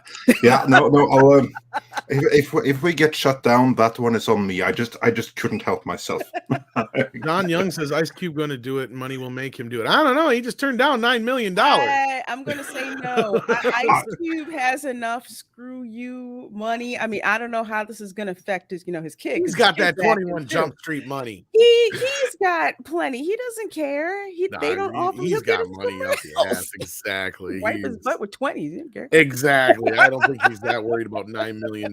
He's like, $9 million. Shit, I got that sitting in my garage somewhere in a box. But that's what also brings context. And remember when Dave Chappelle walked away from $50 million? Yep. He didn't have $50 million in the bank when that was offered to him. And for him to do that is one of the rarest moments of integrity I've ever seen in this industry. Exactly. Everybody's like, yeah, Cube got fuck you notes. That's what's amazing. He does. That's right. That's exactly what it's called. FU money. Exactly. Yes. And with that, thank you so much, Lorena, for being here today. I appreciate it, and I'm sure Andre and Cameron do as well. So thank you. Yeah, thank you so much. Glad I could drop in and hang out with you guys, and most importantly, hang out with you guys in the chat. So please do smack that like button, and everybody have an amazing weekend. I'll talk to you later. Excellent. Take care. Bye.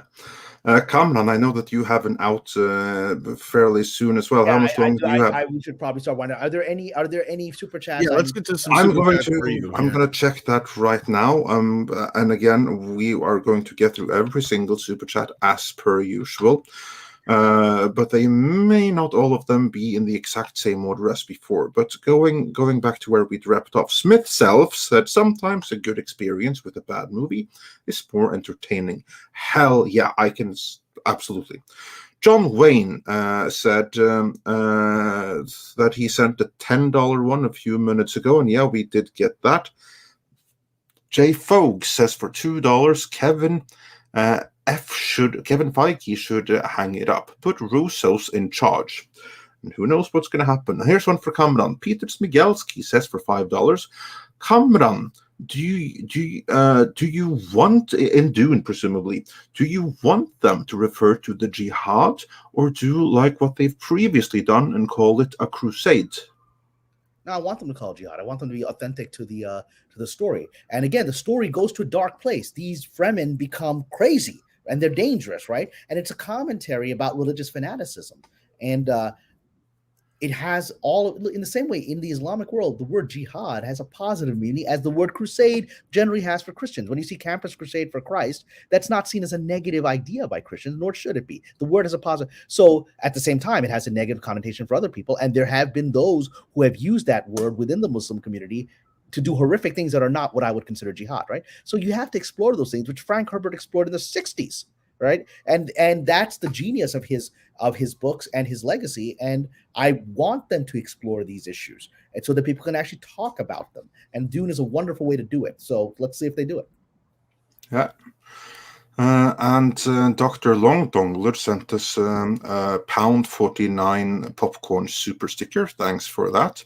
General Sod says for $5, I saw Dune with someone who knew nothing about it. They will not be returning, totally impenetrable for them, and now they don't care. Well, I guess opinions may vary. As with all movies. Darius Munchausen sent us a popcorn super sticker, and Crass Socks sent us a $4.99 little doggy super sticker. EVA Unit 4A says for $5, quickly, if Emma Watts was hired to fix Star Trek, how did Klotzman get everything he wanted in the end? More control and money. Hashtag get woke, go broke. Actually, I'm not so sure that's entirely true. He got an ironclad contract, and there's going to be some.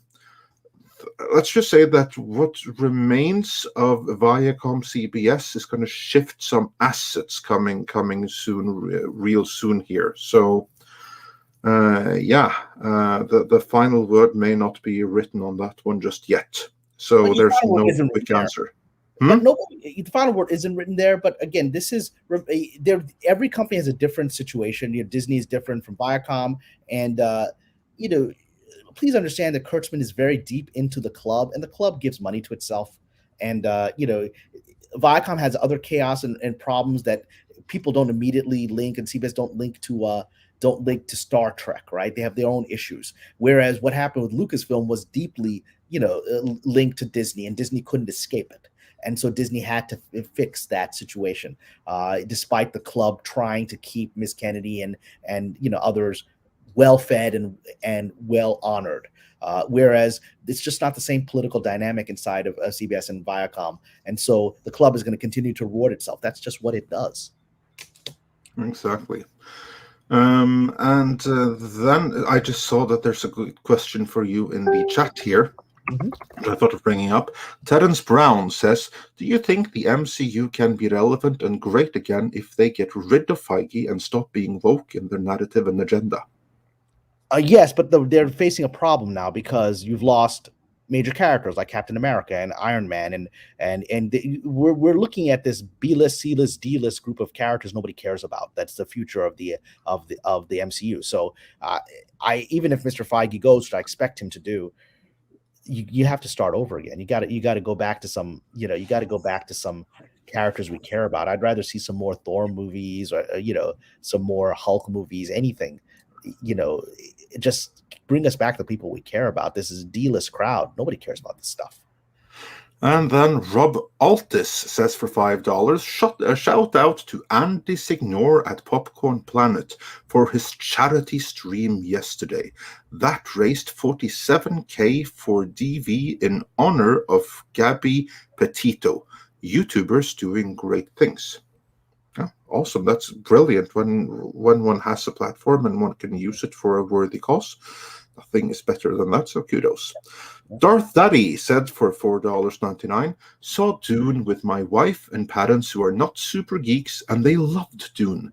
They enjoyed it so much it really transported us to another world. Wow. So yeah, there you see, different opinion. I just want to say real quick while we got a second here, Troy Pacelli did send me a PayPal donation. Thank you so much. Showing some support for the Mead channel being shut down. I appreciate that. And then Culture Casino, our buddy who's been a member at the Crom level, Crom smiles upon you this day for 7 months, says with his member chat, seems like more things are about to come to light. Cameron, as usual, is predicting the future of Disney, Warner, and Hollyweird as a whole. Long live the fellowship. Thank you for that, Culture, and those kind words for Cameron. Yeah, Culture is wonderful. Yeah, he's here. He's awesome, and we're always glad when we can have him on. And then Nikki D says, no, before that, Adam Love said for $4.99, are you guys serious? Of course, I don't know what he said that in reference to, but thanks for the support. And then Nikki D said for $10, per comicbook.com, on October 27th, one of the producers for E.G., named Trin Tran, cited concerns of the all-female scenes coming across as pandering from their screen tests. Conveniently timed news. Oh yeah, Endgame. Yeah, of course. Yes, of course. This is very conveniently timed news. It's part of the same thing. This is old news. It's the same story. We're talking about this. Same this is story. Old news. Yeah, this is old news. It's coming out. This is all part of, this is old news. It's all coming out because there's a reason for it. And the reason is to remove Mr. Feige and blame him, and because Mr. Feige has been presenting himself as the spokesman for the woke in recent years, to have people come out and say, well, how woke is it to pander, right? Which is, of course, is always the critique that you have to the woke, and particularly minorities and others raise it. It's usually ignored, but it's being done on purpose to say, because that moment in Endgame when all the women stand together, right? There's no other men on the scene, but they're all standing together against Thanos. It's just like, all right, we got it. We got it, man. It's just like ham-fisted. We got what you're trying to say there, right? And so that was obviously intentionally put in there, and there may have been other scenes that the Russo brothers cut out because, like, I don't want to do this crap, right? But they got to give the boss something, right? And so the fact that all of this is coming out for no reason at this time suggests this is an organized effort to embarrass and embarrass Feige, drop his luster in the fandom, and get him out.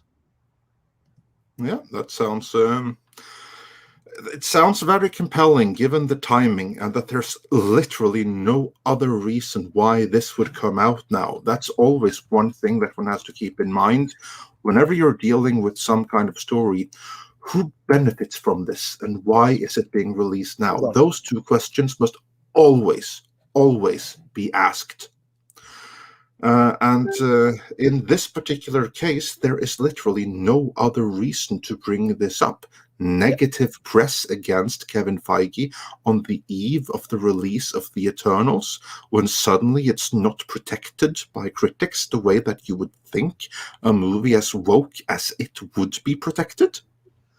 Something's up. Something is very definitely up there. This isn't normal. When things happen without reason, there's a reason, right? And I mentioned this in one of my Patreon articles. We had this strange, and it links to Eternals. We had this strange moment where earlier this week we had John Oliver, the comedian, on his show, the news this week, whatever the name of the show is, right? Which is very much a spokesman for the official narrative of Hollywood and what we're supposed to believe, kind of like what the Daily Show once was.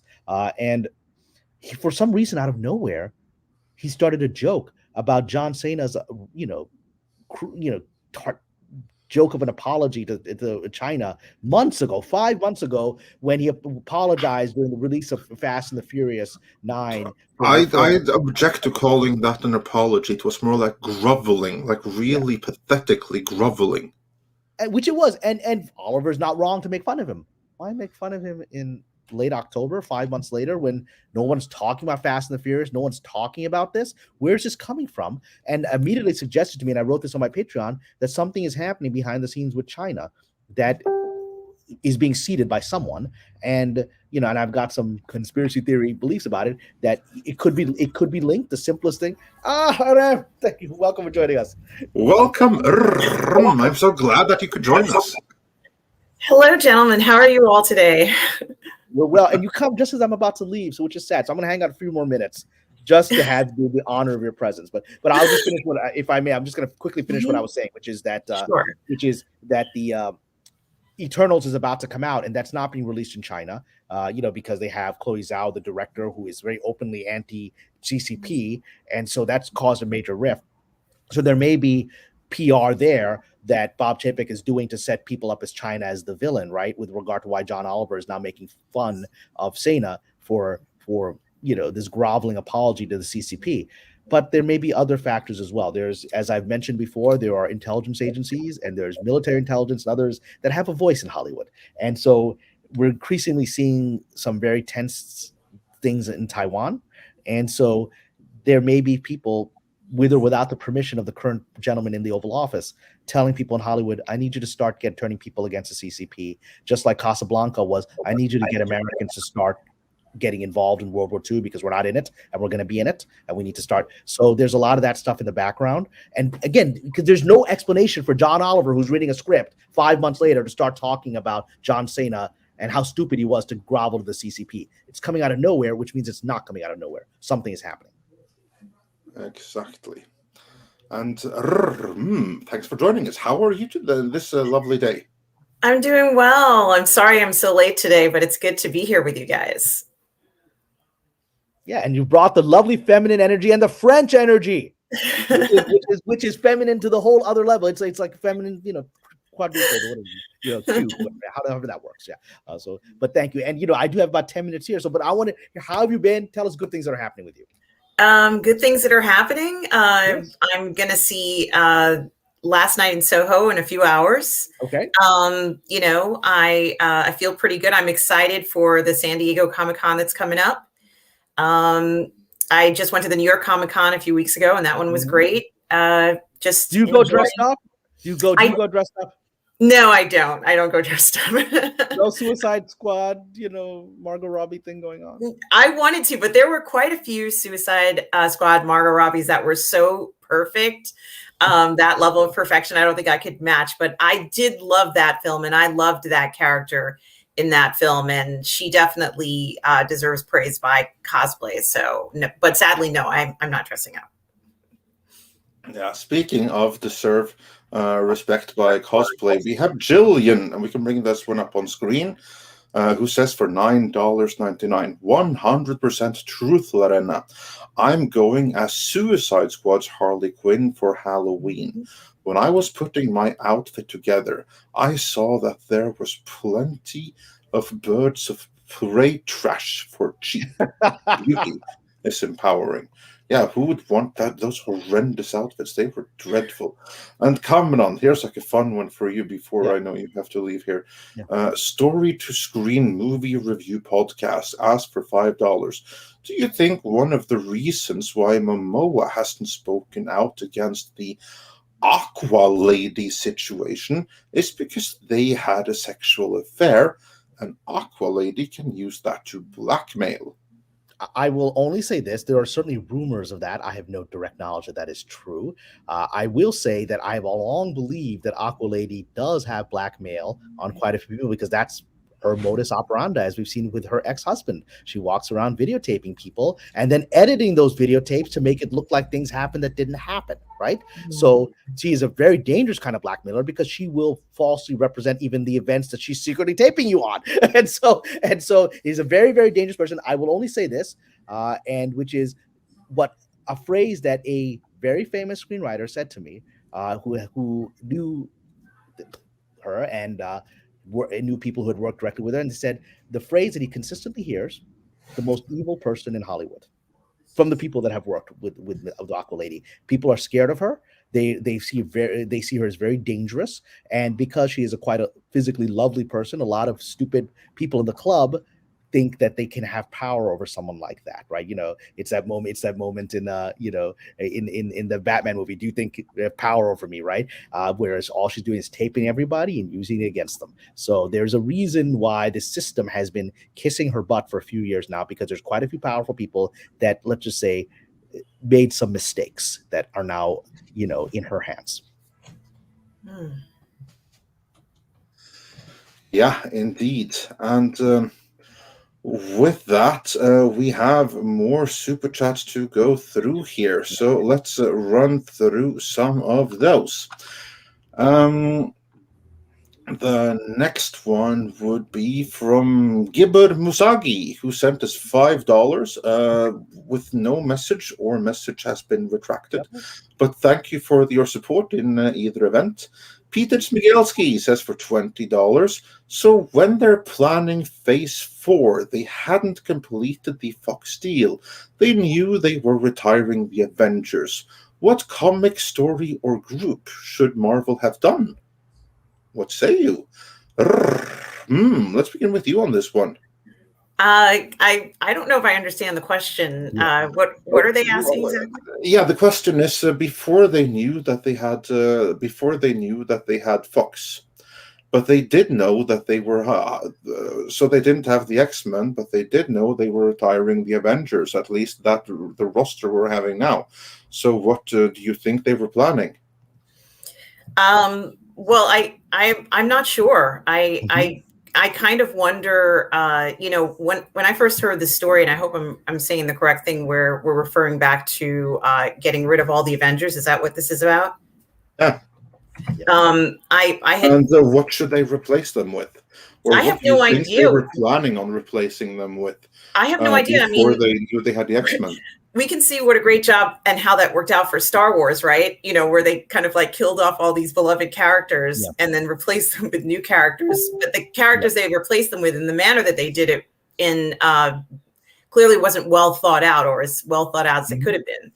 And so, clearly, I think, and just like what Cameron had mentioned previously, that association, that bad taste in your mouth that whole Star Wars incident left everyone, even if you're not a Star Wars fan, everybody knows about it.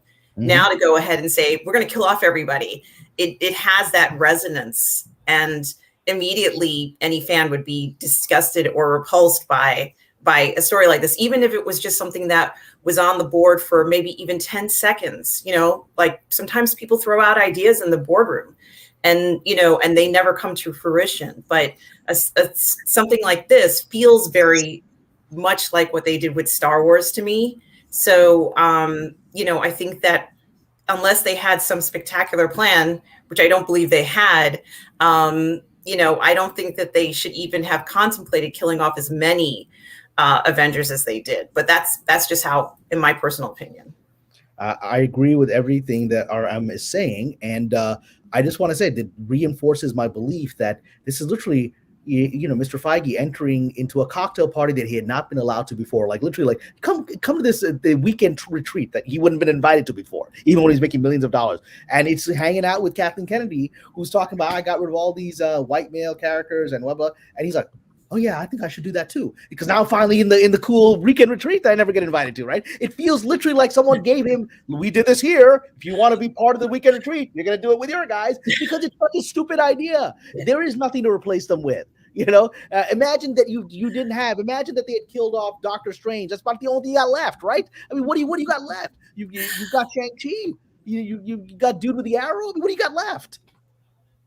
Well, I think another thing too is that, if I recall correctly, a lot of people felt very uncomfortable in the Loki series when in certain scenes, Cameron, and you remember, and you too, Tom and Andre, when people commented that they didn't like the scenes where the Loki character would go into, this office and he would see all the Infinity Stones in the drawer, like they didn't mean anything. And, it's like, this has that same resonance, because most people, when they saw that scene, associated it with the fact that the Infinity Stones didn't mean anything, and therefore none of the characters meant anything. And that association, the feeling that we're attached to, why we love these characters, all of a sudden kind of like got put aside for a second. And it was a legitimate fear. I was very, affected by that. I said, what? How could Infinity Stones be in a drawer like this? And so it's very similar. The idea that someone comes up with a plan and says, let's just take all of them and put them in there, and they won't mean anything because it's in a different, verse or whatever. But initially to a fan, initially to the public, that is a very shocking and, not a pleasing idea, because we're holding on to the value of what we were given. And it's the same for the characters. It's the same for the Infinity Stones or any other type of totem or prop that we've been given that we're cherishing. We cherish this stuff. We love this stuff. That's why it has this effect on us when we see it altered in such a way. Yeah.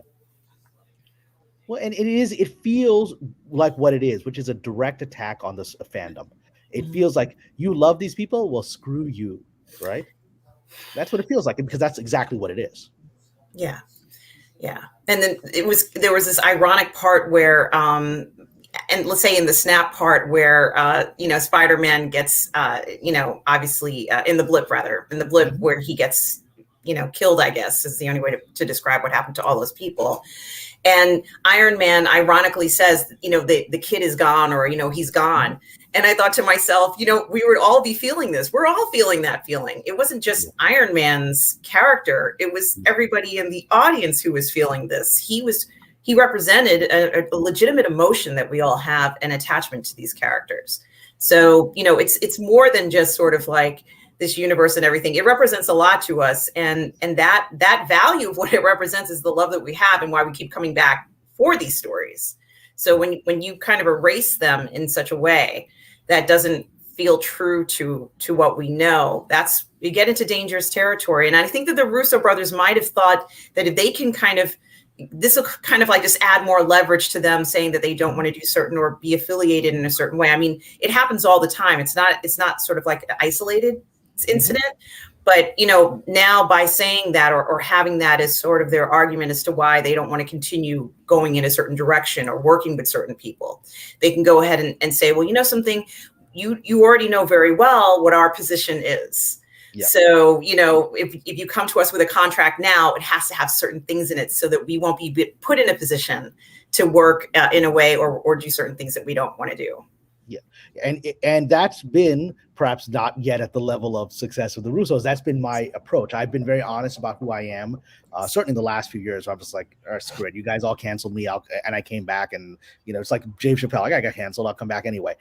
Then I was like, this is who I am. I'm going to make these stories, and I'm not really a woke guy. And anyone who's good follow me knows that I'm just not a really woke guy. I'm an authentic storyteller. I will present political and belief systems of characters that I don't share, and I'll do them authentically and honestly and truthfully, but I'm not here to promote nonsense, and I'm not here to promote ideological stuff over storytelling, right? And so people who are working within the industry know that that's who I am. And, you know, whatever future projects I have coming, at this point, I've got enough of a public reputation that there's random people on YouTube now apparently trying to get me canceled, right? And so people know what they're getting, and I'm okay with that because it keeps me away from situations that are going to lead to heartache.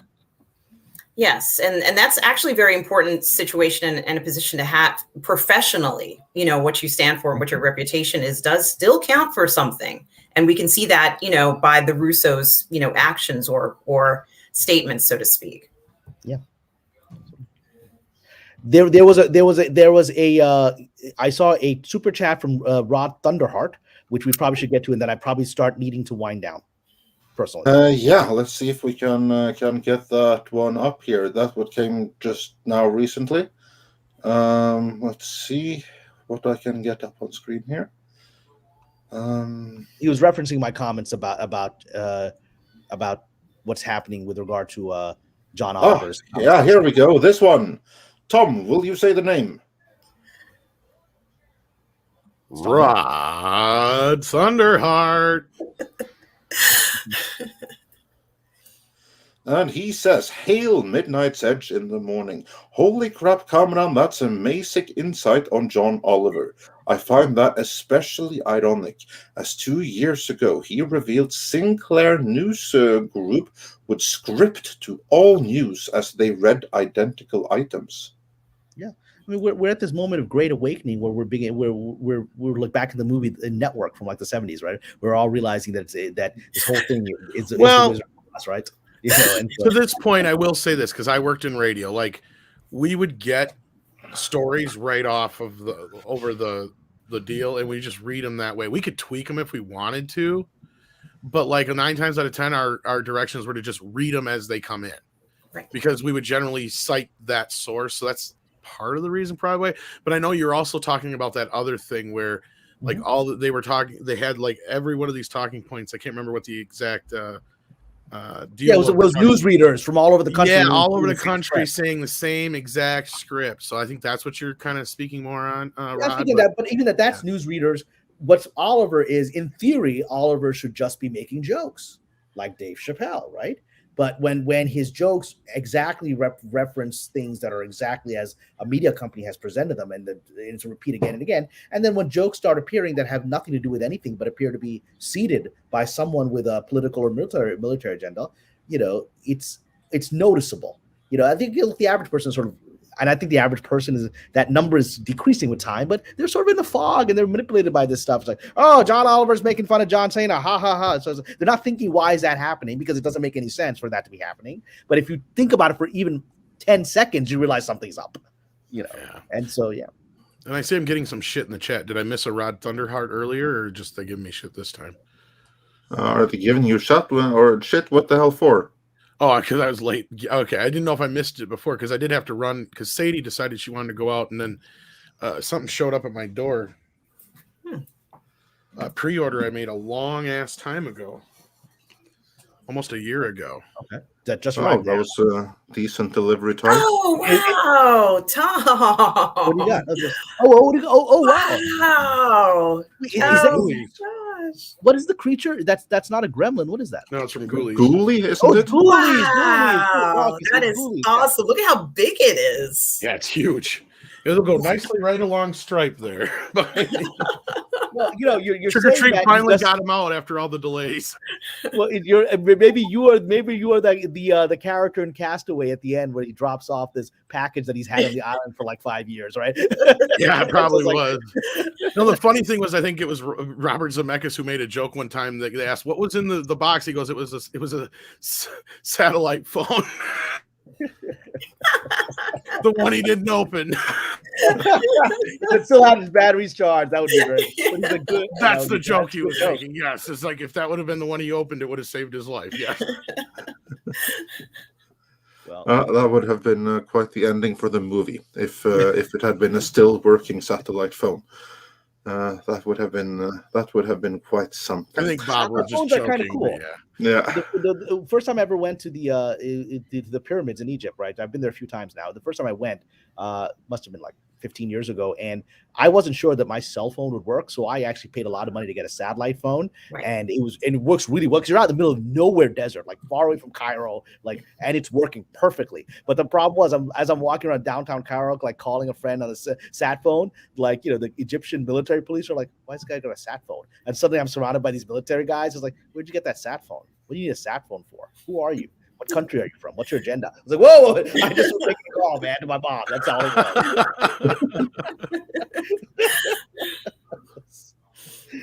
was. Well, you gotta see it from their point of view. They probably don't see tourists with the sat phones every single day. So it's all good. Is there anything else I should address? Because I do need to head out. Is there anything else I should Yeah, is there any more super chats? I'll briefly look over them and see if there are some addressing comment on here. While you're doing that, I know we got this one from Goskar Verlot. We can bring up on screen. Comic-wise, the stone only work in the universe they are created. However, the rest of the show is just so bad. Also, Loki falling in love with Loki was weird. Yeah, that's the other thing. I know I brought up that too. That was the other time couldn't remember earlier when the Russos had spoke out against Feige, and that was their treatment of the Infinity Stones. But yeah, other people have pointed that out too, that is technically canon or whatever, but just the way they were treated and the way they're just kind of, even if they aren't useful in that universe, you would still keep them locked down just in case somebody like Loki was hanging around who could make use of them in some place. Yeah, because even Loki questioned it in the story. Yes, he had a problem with it. They're just laying around here. Fuck. That tells you something. And then on that, Journey's End also says Loki and What If directly contradict each other in the sense of the multiverse and what the multiverse means, as well as the power of the Infinity Stones. Exactly. And that was my biggest problem. Why I haven't watched any of the What Ifs yet is because it's basically just take this character and swap them out for this character. That's all it's been. But anyway, was there any for Cameron then besides that? Yeah, there was kind of one. Okay. Lonnie Holcomb said for $5, Kamran, by awkward position. This is in reference to Walter Hamada. Do you mean tied to the bed and beaten the shit out of until he put her in the movie? Is that where the poop came from? I don't know. Yeah. Is that the awkward position that Aqualady would have put Hamada in? I will say, and I responded in the chat to this, which is that let's just say BDSM is certainly a common subculture amongst powerful people in this industry. I will not say that that's what happened here, but let's just say there's a lot of stuff that private stuff that you just don't want videotaped. None of us want our mom seeing that kind of stuff. And these guys, they sort of assume that at the party, it's all kept private. When the reality is, the joke of it is all of those parties are taped. The sad part is every single one of them is taped. Here's the thing, Cameron. You weren't getting as lucky as you thought you were. Yeah, here's the thing. It's like the people who follow Mr. Epstein is like, wait, he was taping us? I was like, yeah. No, here's the thing, though, Cameron. The difference is BDSM as a normal sexual lifestyle is one thing. The type of shit that they probably have is a completely other story. Type of shit I would never even mention because you talk about getting shut down for other things. Holy I'm not trying to shut your video down. No, I know. Like I'm trying to keep it within the realm of of social acceptability, which I guess BDSM now is some crazy shit. And this is not even stuff that I've heard from you, Cameron. We're talking about stuff that I've heard in interviews and other people in the industry and stuff like that. So yeah. If you want to hear crazy stories of what happens in this industry, talk to an adult film actress. Right. They will tell you what they are hired to do by incredibly rich, powerful people in this industry. I've had that conversation once, and I learned a great deal about what famous people will pay adult actors to do in their private life. Yeah. It blows you away. And it's not even the fact of keeping PG-13, Rambam. It's more so just certain names, people, and events can be. Yeah, let's just say we don't need to get shut out. I don't want to get shut out. You don't need somebody getting a defamation suit. There's even certain groups of people and stuff that I will refuse to mention live. Let's put it that way. Anyway, Andre, is there any more? And they get kind of concerned. As my friend who I've come on Dubcock channel, Korean, who is a practicing Wiccan, has experiences with the occult side of this industry, and he knows of some people that have gotten quite agitated when I've started saying some of these things, even just referencing around them, because this is the kind of stuff they don't want people talking about. Yeah. Whatever. And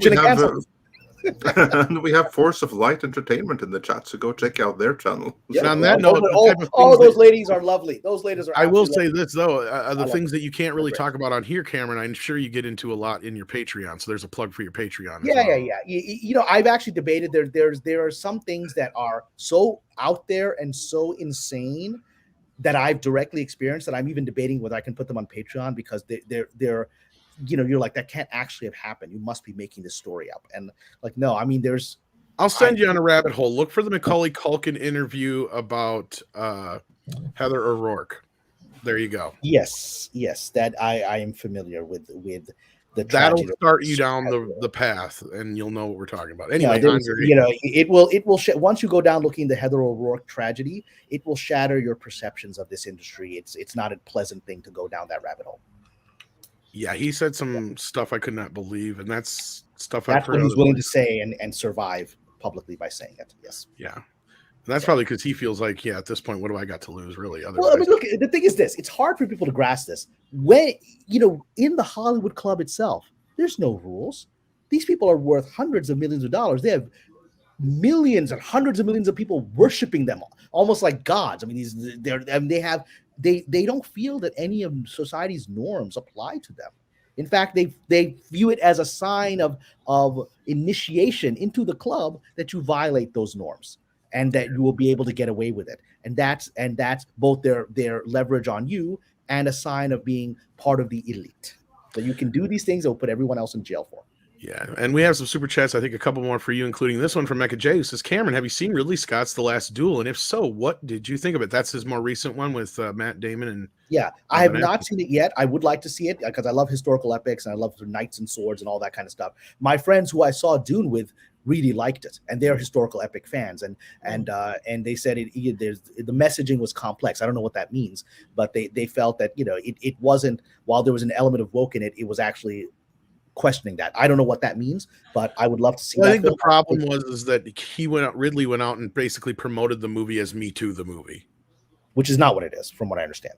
It's kind of like, I see where he's coming from, but the way he promoted, I think that killed any potential the movie had. Yeah, again, because Ridley's so deep into the club, he doesn't, and he's sort of so deep into his own myth, he doesn't know how that's going to be perceived. Now, I've heard other things about the movie that it's just kind of boring and some other stuff. But on the part of what the movie's actually about and compared to what it's supposed to be about, I've heard that, I've not seen it myself, though I'd like to see it, but I haven't got a chance to. M, have you seen it? I have not. I don't really know anybody who has outside of like one or two people. So, do you have knights in your French imperial ancestry? No, I don't. I have mixed ancestry as well, but no, I don't have any aristocratic or titled ancestors as far as I'm aware of. And as Ash points out here, the actors also said it was a feminist movie. So again, I think it was the marketing and the public persona of the film that really killed it. Exactly. And actors are always going to say that, because they're just trying to get work and they're trying to impress each other, right? So they're always going to say that. They're always going to make it look like, this movie, like this movie where they play the stripper is actually a positive comment on female sexual empowerment, rather than everyone check out my body. When is Hollywood going to get back to cocaine and capitalism, right? They should have sold this movie on Ridley Scott is directing, Ben Affleck and Matt Damon back together for the first time in how long? Since what, Dogma? Yeah. But I do believe the cocaine and capitalism is coming. It's going to be the 2020s will be the return of that. We're going through the early period when the old world is dying.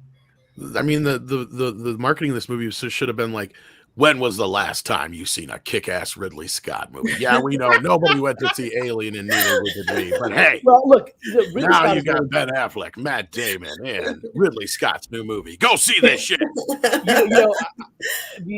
of the things I wish I had the answer, because I've actually finally asked. I'm working with Lawrence Bender, who's a very, very powerful filmmaker. He produced Pulp Fiction. He also produced Good Will Hunting. So I finally said, his partner said to me, you don't know the real story about the script of Good Will Hunting. We've all had all these legend stories. Who wrote Good Will Hunting? I'm like, you know what? I should just ask Lawrence. I think I'm actually going to ask him what happened to that movie. But I don't know that I heard something else about Good Will Hunting this week that I didn't know about that was interesting. We brought it up, I believe, the other morning. If not, it was on Meat. I can't remember which. I think it was on the morning show. Yeah, because it was during when we were talking about He-Man. Kevin Smith had said that Harvey Weinstein pulled Good Will Hunting early from theaters so Robin Williams wouldn't get his back end deal. Plausible. Yeah, that's normal behavior for a producer like that. Oh, I believe it. I mean, Kevin had to sue him too, so just about everybody did. It's all about this. I mean, this is your entry to the club is based on this, so you got to maximize the money going into your pocket and not somebody else's pocket.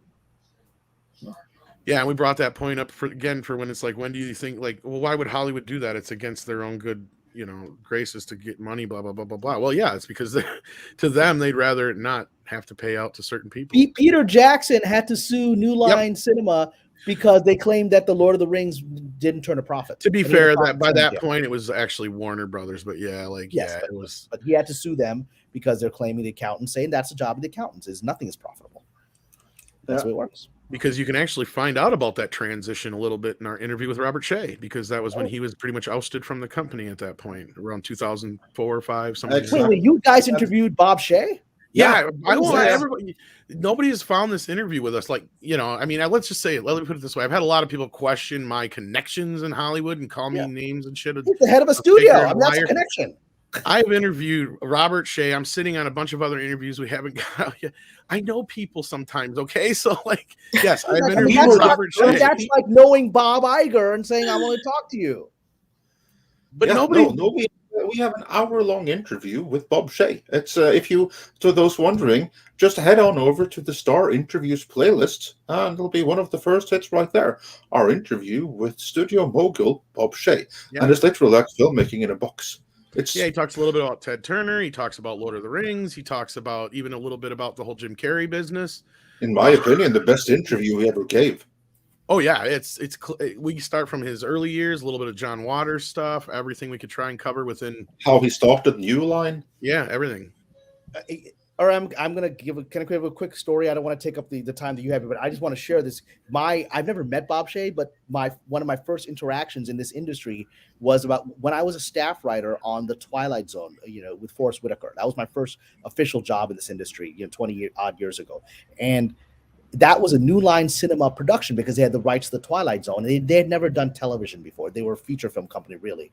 And so I showed up, and the episode that I wrote, which is still very well received, called Cradle of Darkness, which is about, with Katherine Heigl being sent back in time to kill Hitler as a baby, right?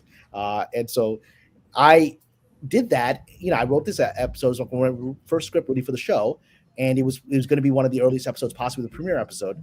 And then I walk in one day. My boss was Ira Stephen Bear, who created Deep Space Nine, Star Trek Deep Space Nine. He's brilliant, best showrunner I've ever worked with. I walk in, and I'm the lowest guy on the totem pole. And I walk in, he's like, "Come into my office right now." I'm like, "Oh shit, am I about to get fired? What happened? I don't know what happened." So I walk in, and he's like, "So what was going on was CBS was doing this mini series about young Hitler, about when he was still like a soldier and a painter, and before he became. So it's like, I mean, this was a weird. I kind of remember this now that you say this. It was like 2001, 2002, whatever, something like that. And so it's like this weird mini series about Hitler before he joined the Third Reich or started the Third Reich, and it's just like, who wants to really hear that story? But whatever. CBS was doing this mini series about teenage Hitler and young Hitler, and so CBS was Les Moonves, the now defrocked Les Moonves, and he was at the time the invincible Les Moonves. So CBS was greenlighting that, and Les Moonves was getting a lot of bad press. So Twilight Zone was essentially co-owned by CBS and by New Line Cinema. They were essentially because they owned UPN, the network at the time that was putting. And so it was because Paramount and Warner Brothers were together. Correct. Yeah. So when I walked in the office, what happened was the movie, which are the miniseries about young Hitler, had not been released, but it was already getting massive bad press, and Les Moonves was having to defend himself in the press. And so I walk in, our bear's like, we have a message from Les Moonves himself. He wants to read your script. I'm like, what? Why was Les Moonves want to read? I mean, the head of CBS, why would he want to read this random staff writer nobody's script? He's like, because, he heard the certain facts about the Hitler young family that you have in your script contradict what he's doing in the miniseries. And I was like, and so they sent him my script, and then Moonves come back saying that I get a message, direct notes from Les Moonves saying you have to change this because this is wrong. And the Ira's like, this is really embarrassing. I'm like, no, boss, that's not. Les Moonves is wrong. Here's the history books. This is what we know about his family and Hitler's childhood. So Les Moonves is wrong. And I showed him all the history books it showed, and then he's like, oh shit, I've got to tell Les Moonves that his miniseries is not only controversial, there's major factual errors in it that nobody checked, right? And so he's like, God, I have to make a phone call to Les Moonves. Okay, and then an hour later, boss had come back in my office. I'm like, what's going on? It's like, forget Les Moonves, we have a new problem. Bob Shea, the head of New Line Cinema, has heard that Les Moonves is giving you notes. He wants to read your script and give you notes directly.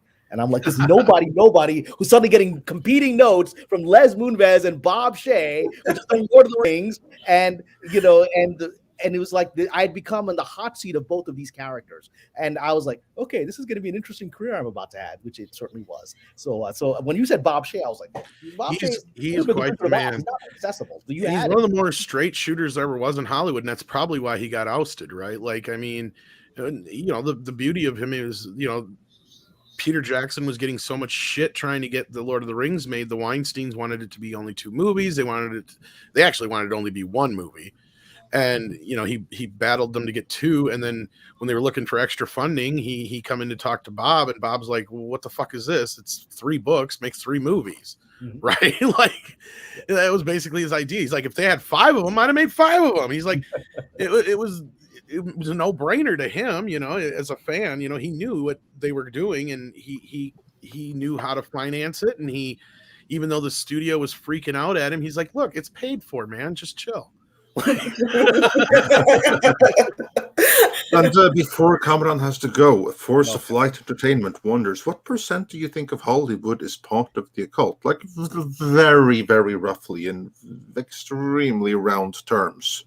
Well, the club is heavily occult. We're talking about the highest levels of the industry, and I've heard more stories this week that I don't want to share here, but let's just say that some very famous actors have essentially been blackmailed to serve as spies for this group. They'll be sent into parties to see who they can recruit and who is maybe working against them. I mean, it's a crazy, crazy world. Eyes Wide Shut is just a surface level world, and then Kubrick coincidentally dies before it comes out. So, I don't want to talk too much about it, but I have from recent information, and my friend Korean, who's actually interacted with some of those people directly, they know who I am, and they don't like me talking about this stuff in public. And so next time, if you have Korean comes on Lana and Doomcock, he can maybe share it. I don't feel comfortable sharing what he shared with me, but it's a lot crazier than you imagine, and it's a lot more people than you imagine. I would say a lot of the people that are really the masterminds and the culprits, generally, from my understanding, and this is just as vague as I can make it, is a lot of times it's the people you don't know, right? It's the more powerful people that aren't out there in the press. It's the agents and the managers and the other people, the big producers, and the Perlmutter types. Now, I'm not accusing Perlmutter of anything, but the Perlmutter types, those that were so elusive, right? Like that, for years. Just doing like some of the documentaries we've done for Midnight's Edge, I have found more pictures of Perlmutter since he's been out of Marvel than when he was in. He was like a fucking ghost. Like he was impossible to like. You could find a picture of him when he was real young, and that was it up until recently. Like it was a difficult thing to find. And some of these guys will have their histories erased. They'll have erase the history from the internet. Yes, especially photographs and video. Yeah. And so I mean, it's very hard to believe that stuff because until you actually interact with it, and you're like, well, how else? If you were an evil occult organization trying to take over the world, how else would you act? You would act exactly this way, right? This is exactly your modus operandi, and that's what you do. No, but it's much like this SJW culture. You infiltrate, all the popular culture, basically. But yeah, moving on. Was there any more super chats for? No, that was I threw that because I know that Kamran has to leave about now. We do have a few more super chats. We'll go through them all. But Kamran, thanks for joining us today. It's a pleasure as always. Well, thank you. You had two lovely ladies on today, which made me very happy. And I don't know if I can ever come on your channel. I would love for you to bring me on, or I'd love for us to do something together. I think it's always fun when we're on together. Absolutely. Challenge, but I certainly will talk to you a little bit about that more, Cameron, and I would love to. It would be great. And to everyone in the chat here, I want to again thank you for your patience. I have strong opinions. I know some of my opinions are controversial. Some of the opinions are not and I appreciate everyone here, even if I don't share the same perspectives. I hope you will take what I say as always coming from the heart, even if you don't like it. And we'll leave it at that. But and if you have a chance, please come to my Patreon. I'm actually nearly at 150 subscribers. We're getting very close to that. Every time I've come on this channel, it skyrockets afterwards. And I'm talking more and more about some of the things that I cannot say publicly there. And it's a great way to interact with me. And also, I have consulting services. If you are a writer and you're like, I can't figure the script out, I can't figure out the story. So far, 6 or 7 people in just the last few days have asked me, and I've been able to help them. So please do reach out to me. And as always, Andre and Tom, thank you for your hospitality and having me on. There are some things happening that I would love to be able to announce on this channel when it's appropriate, but very big things career-wise. But let me close those deals, and then hopefully I can announce into your community. And that will also regrettably make it my time to come on a bit more limited in the future. But as a result, it will be because I finally broke through certain barriers that had been placed. Fantastic. Well, we're very happy about that. We're always happy when our panelists get so busy elsewhere that they can't come on as frequently. There is no better, more rewarding reason for it. And then, of course, we appreciate it all the more when you do find the time to drop in. It's all good. Everyone, thank you so much. Please stay here. Please continue on. We have an extremely lovely lady who has a lot of profound wisdom to share. So stay on with her, and I'll talk to you all soon. Brilliant. And I'm going to run through some more of these super chats. I don't know if we got these ones. Yes, Bama Brad 1970 said, just saw Dune 2 isn't filming until next fall now. And yeah, that probably makes sense given that they're aiming for a fall 2023 release. It lines up. And we got the one from Yellow Flash. Yeah, we got this. Okay. And then getting back to the other classics, then we have, sorry about that. Peter Smigelski said for $5, did they have enough time to change them to the Mutants movie rather than the Eternals? Could they have rebooted Inhumans? Well, there have been rumors about them rebooting the Inhumans, but I haven't heard anything about it. I think that brand is honestly just too tarnished. We haven't heard anything specifically about the Mutants, or rather the X-Men either. But the Eternals is something that they always had. That's something that would have been in the planning stages before they got Fox with everything that came with it. Naked Fame says, quoted Team America. Muslim uncle blocked me. Oh, okay. And sent us a diamond super sticker, so thank you. You're welcome. He also said for $4.99, killing them all off reminds me of what they did in Star Wars. And yeah, that seems to be like Kevin Feige learning all the wrong lessons from Kathleen Kennedy. And Jim Vatari sent $20 super chat from a fellow IT person now retired. Well, I hope that you enjoy the lack of craziness. Strike Force Alpha says for £5, there will be blood in the water. The sharks will come. All I have to do is sit back and watch as the world consumes you. Hey guys and lovely lady. Well, greetings. SDR Red Wolf said for $5, Rocket is probably the best character out of the Avengers franchise. I'm not even going to argue that. And Gator Nater says for €4.99, thanks for your content. You have such a point of discussion, and you're looking at things as they are in a non-partisan way. Keep up the good work. Oh, thank you. We do try. Miguel Hernandez said for $5, I wore my The Last Jedi is Not Canon shirt to the Chinese theater in Hollywood to watch Dune in IMAX. I got some confused looks. That's awesome. That's brilliant. And thanks you for sharing the responses. That really appreciate that. Love hearing how people would react to that. Hypergiver 2 said for $5, if not for that still suit, Johnny would have left a snail trail on that rock. Ooh, yeah, I think we got that one. And Mr. Tickle Drunk said for $2 yes, Lorena's looking good. Even Super Chat good. And then we got this one. Perilous Plane, my fellow Norwegian, says for 100 Norwegian krona. Andre, the Australian government factor EH, probably Aqualady, in perjury issues with dog cases. Yeah, I guess that wouldn't be beyond her. And Rambam 3000 says for £5, when I went to see the first Suicide Squad movie, I literally saw a young woman dressed as Harley when buying my ticket. Oh yeah, there was so much Harley cosplay everywhere in conjunction with that movie. It was everywhere. What's funny is she's not going to be in Birds of Prey 2, which even funnier is they're going to make a Birds of Prey 2, or at least they're claiming them. Yeah, I question that. I don't know that there's a demand or market for one. Yeah, they were talking about it last week, but the only reason they're talking about it is because she's not going to be involved. Yeah.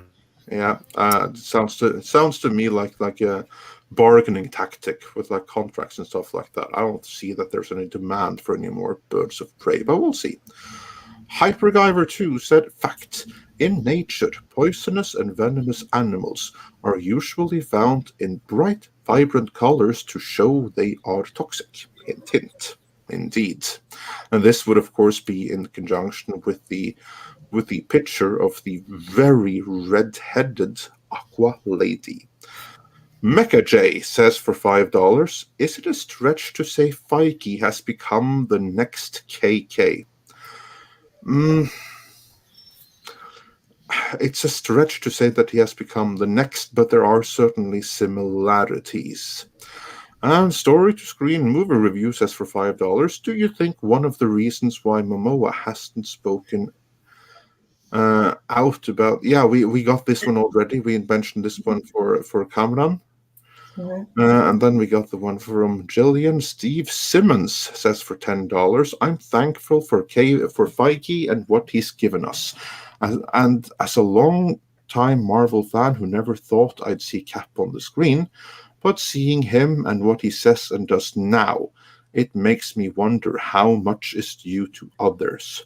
And yeah, I think many feel the same way. Like, I love the MCU when it was at its best, and he always deserves respect for that. But what's tragic is that right now he appears to be quite busy tearing down what he himself built up as tragedy, as that is, or as tragic as that may be.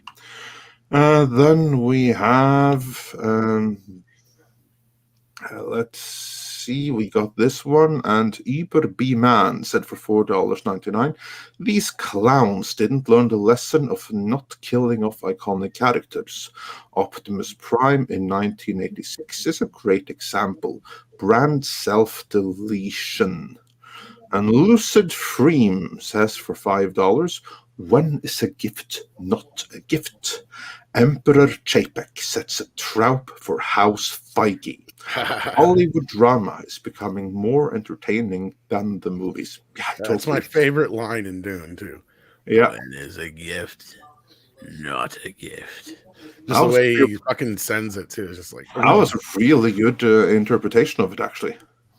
Oh, his voice, he picked the perfect voice for that. It's just... when I heard it, I just relished that. I'm like, I knew what he was. He must have loved playing that character. I can't wait. I can't wait to see him go broad with it. He wanted more nude scenes. He said, like in the media. What is it with him and trying to get naked all the time? Because he was naked in Thor: The Dark World too, wasn't it? You should have seen some of his earlier. One of the ones he was in, it was either one of the. I can't remember which one it was, but I think it was that one. But yeah. Yeah, you should have seen like some of his earlier Swedish movies. I mean, the guy's got to be like a naturist or something. He just wants to show off his wang. He's just look at it. It's glorious. On Journey's End said for $5, Loki and What If directly contradict each other in the sense of the multiverse and what the multiverse means, as well as the power of the Infinity Stones. Yeah, we caught that one. And Goskar Farlat said for $10, comic-wise, the stone only works in the universe they are created. However, the rest of the show was just so bad. Also, Loki falling in love with Loki was weird. Yeah, that show was... it was painful, wasn't it? One question, though. I mean, I get it for certain stones, but wouldn't certain stones like the Time Stone kind of null and void that? Because, like, the Time Stone, that's the whole point, is that... Well, evidently not when they used them as paperweights. Well, I was going to say, because that's the whole thing, is that Doctor Strange looks at all the possible outcomes, which would be all the other possible, alternate universes, in other words, because that's really what an alternate universe kind of is in a lot of ways. Yeah, but he still used the stone from within ours. I get that, but it still makes no sense, because somebody pointed out in the chat too that even if it doesn't. You can't have something that powerful and it not affect multiverses. It makes no sense. Like, I don't know. That show lost me. I watched one episode and that was it. I couldn't get past it. Yeah, well, you didn't miss out. And then your review told me everything I needed to know. And then Journey's End says, do you think Alec Baldwin can get in the MCU? They haven't introduced the Punisher yet. Oh, too soon. Actually, they, according to both Small Screen and Mikey Sutton, independently of each other, they are working on introducing the Punisher to the MCU. And the one who apparently right now, so it's not ready to be announced, but apparently, according to rumors from Mikey Sutton and Small Screen, they are working very hard on getting John Bernthal to reprise the role. But same thing as Daredevil, it's going to be a different take on the same character by the same actor. Okay. So basically the Netflix series, none of that happened in this universe. That's like one of those other universes in the multiverse. So what we'll be seeing here then is the MCU version of the Punisher that looks like the Punisher from the Netflix series. That's kind of like what they're going in. And it's going to be a series. Apparently, they haven't decided whether it's going to be like Hulu or Disney Star or something. But according to Small Screen, it's also going to be something brutal and like equivalent of R-rated. Ooh, that's nice, because the 2 seasons we got, they were okay, but I think they could go a bit more intense with the Punisher. Yeah. And also, I still think that he, at his best, was actually in Daredevil season 2. Mm-hmm. Yeah. Yeah, I think they, in my opinion, they went like a little bit too far with the we have to police law enforcement and military and ex-military, which is good and well. But I thought that the series, both season 1 and season 2, got lost a little bit its way in catering too much there. Mm-hmm. At the same time, it was like too much government conspiracy and like the plot of who killed his family. No, It was just an accident. They were at the wrong place at the wrong time.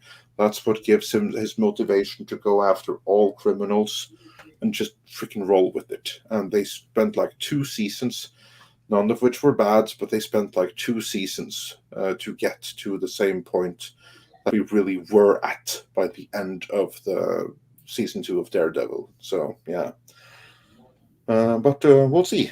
We'll see what happens. And yeah, this is exactly what I'm worried about, Big C. So I'm not going to. I'm a huge fan of the Punisher, but I'm not gonna.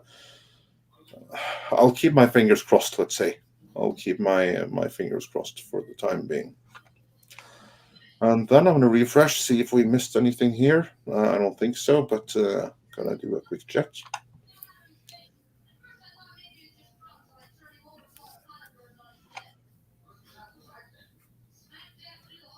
And nope, that was it for Super Chats, but we did get a new member today. Yay! Oh. Yeah. So it's my pleasure to welcome Terence Brown and D.S. Ford. Welcome. Members, both at the midnighter level. So welcome, guys. Mm-hmm. Welcome. And also Matthew W. and Bashi Washi rejoined. Awesome. So that's amazing. Yes, as Jesse says over on Mead, welcome to the cult.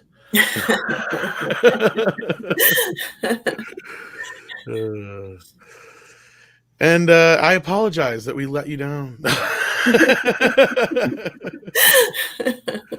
No, speaking of that, though, we should be having a member stream here very soon, right, Andre? We had talked about we're gonna set up a schedule. We got to set up a schedule. We'll set up a schedule. We'll have to do that. Plus, we have some behind the scenes coming. We're long overdue on stuff we owe you guys. So, like, we're gonna try to do a what we're gonna call an international member stream soon, and we're just calling it that so because it's gonna be kind of an oddball hour for some people, probably in like the U.S.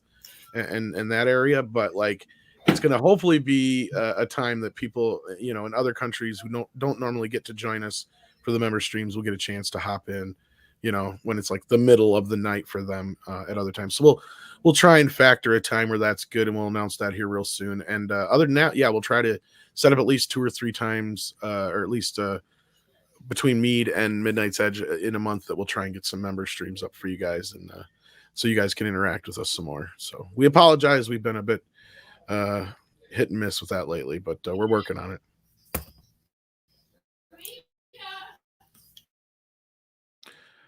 So yes, I think I lost everybody but myself, so I just keep talking. I'm still here. And